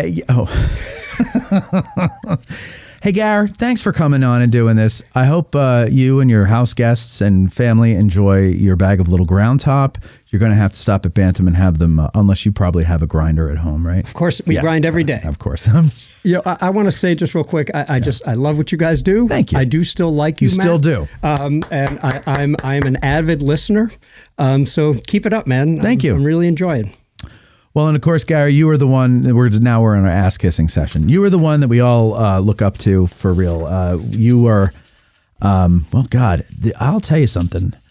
The amount of comments, even emails that I get, people asking, I'd like to take a tour with Gary. Can you set me up with Gary? Can I take it? I'm like, no, I can't because Gary's too big. Too big, too busy. It is. It's really weird. I mean, I remain a totally regular guy, but I have gotten really busy. So the individual tours are out of the question. I'm unbookable. But you really do a great job with the videos. And I don't know how you find the energy. And I think that is such an asset for you to have all that energy to do all that stuff. Yeah. I've been blessed with it, but also I think my lifestyle supports it too. I have more energy in my 50s than I did in my 40s. So I'll just, that. Because of your diet. Yeah, but I do, and I run now too. I keep doing more. Do you really? Yeah. Really? Yeah. So I walk, I run, I sleep. I try to sleep well. I drink as little as I have as an adult, and I eat well. So what time do you go to bed? I go get into bed and read at like 10:20. Okay. And how long does it take you to fall asleep? Depends on what I'm reading. Oh my God. Can be 5 minutes. I read a lot of nonfiction. Okay. 5 to 15 minutes. Yeah. And then I go out and I get up once, of course. I know everybody wants to know this. Like all older people, I get up once in the night. It's a good night if it's only once. Yeah. And then I usually get up at around 6:30. 6:30, and then you're into work by when? Well, I mostly commute, so I'm kind of always working. Right. I work at night. I work during the day. I work in the morning. So I don't even know how to answer that, but I'll hop on email. Man, why don't you ask him how he picks out his clothes? Well, I just want to know how successful people operate so that I can maybe adopt some of those things. You're but the problem is, someone called you Mr. Calorie today. Heck yeah, man, you have arrived. Even if you've peaked, you have arrived. That's true. I just, to me, all I hear is, all I think is when I hear what you say that you do, I don't have the energy for all that. And that is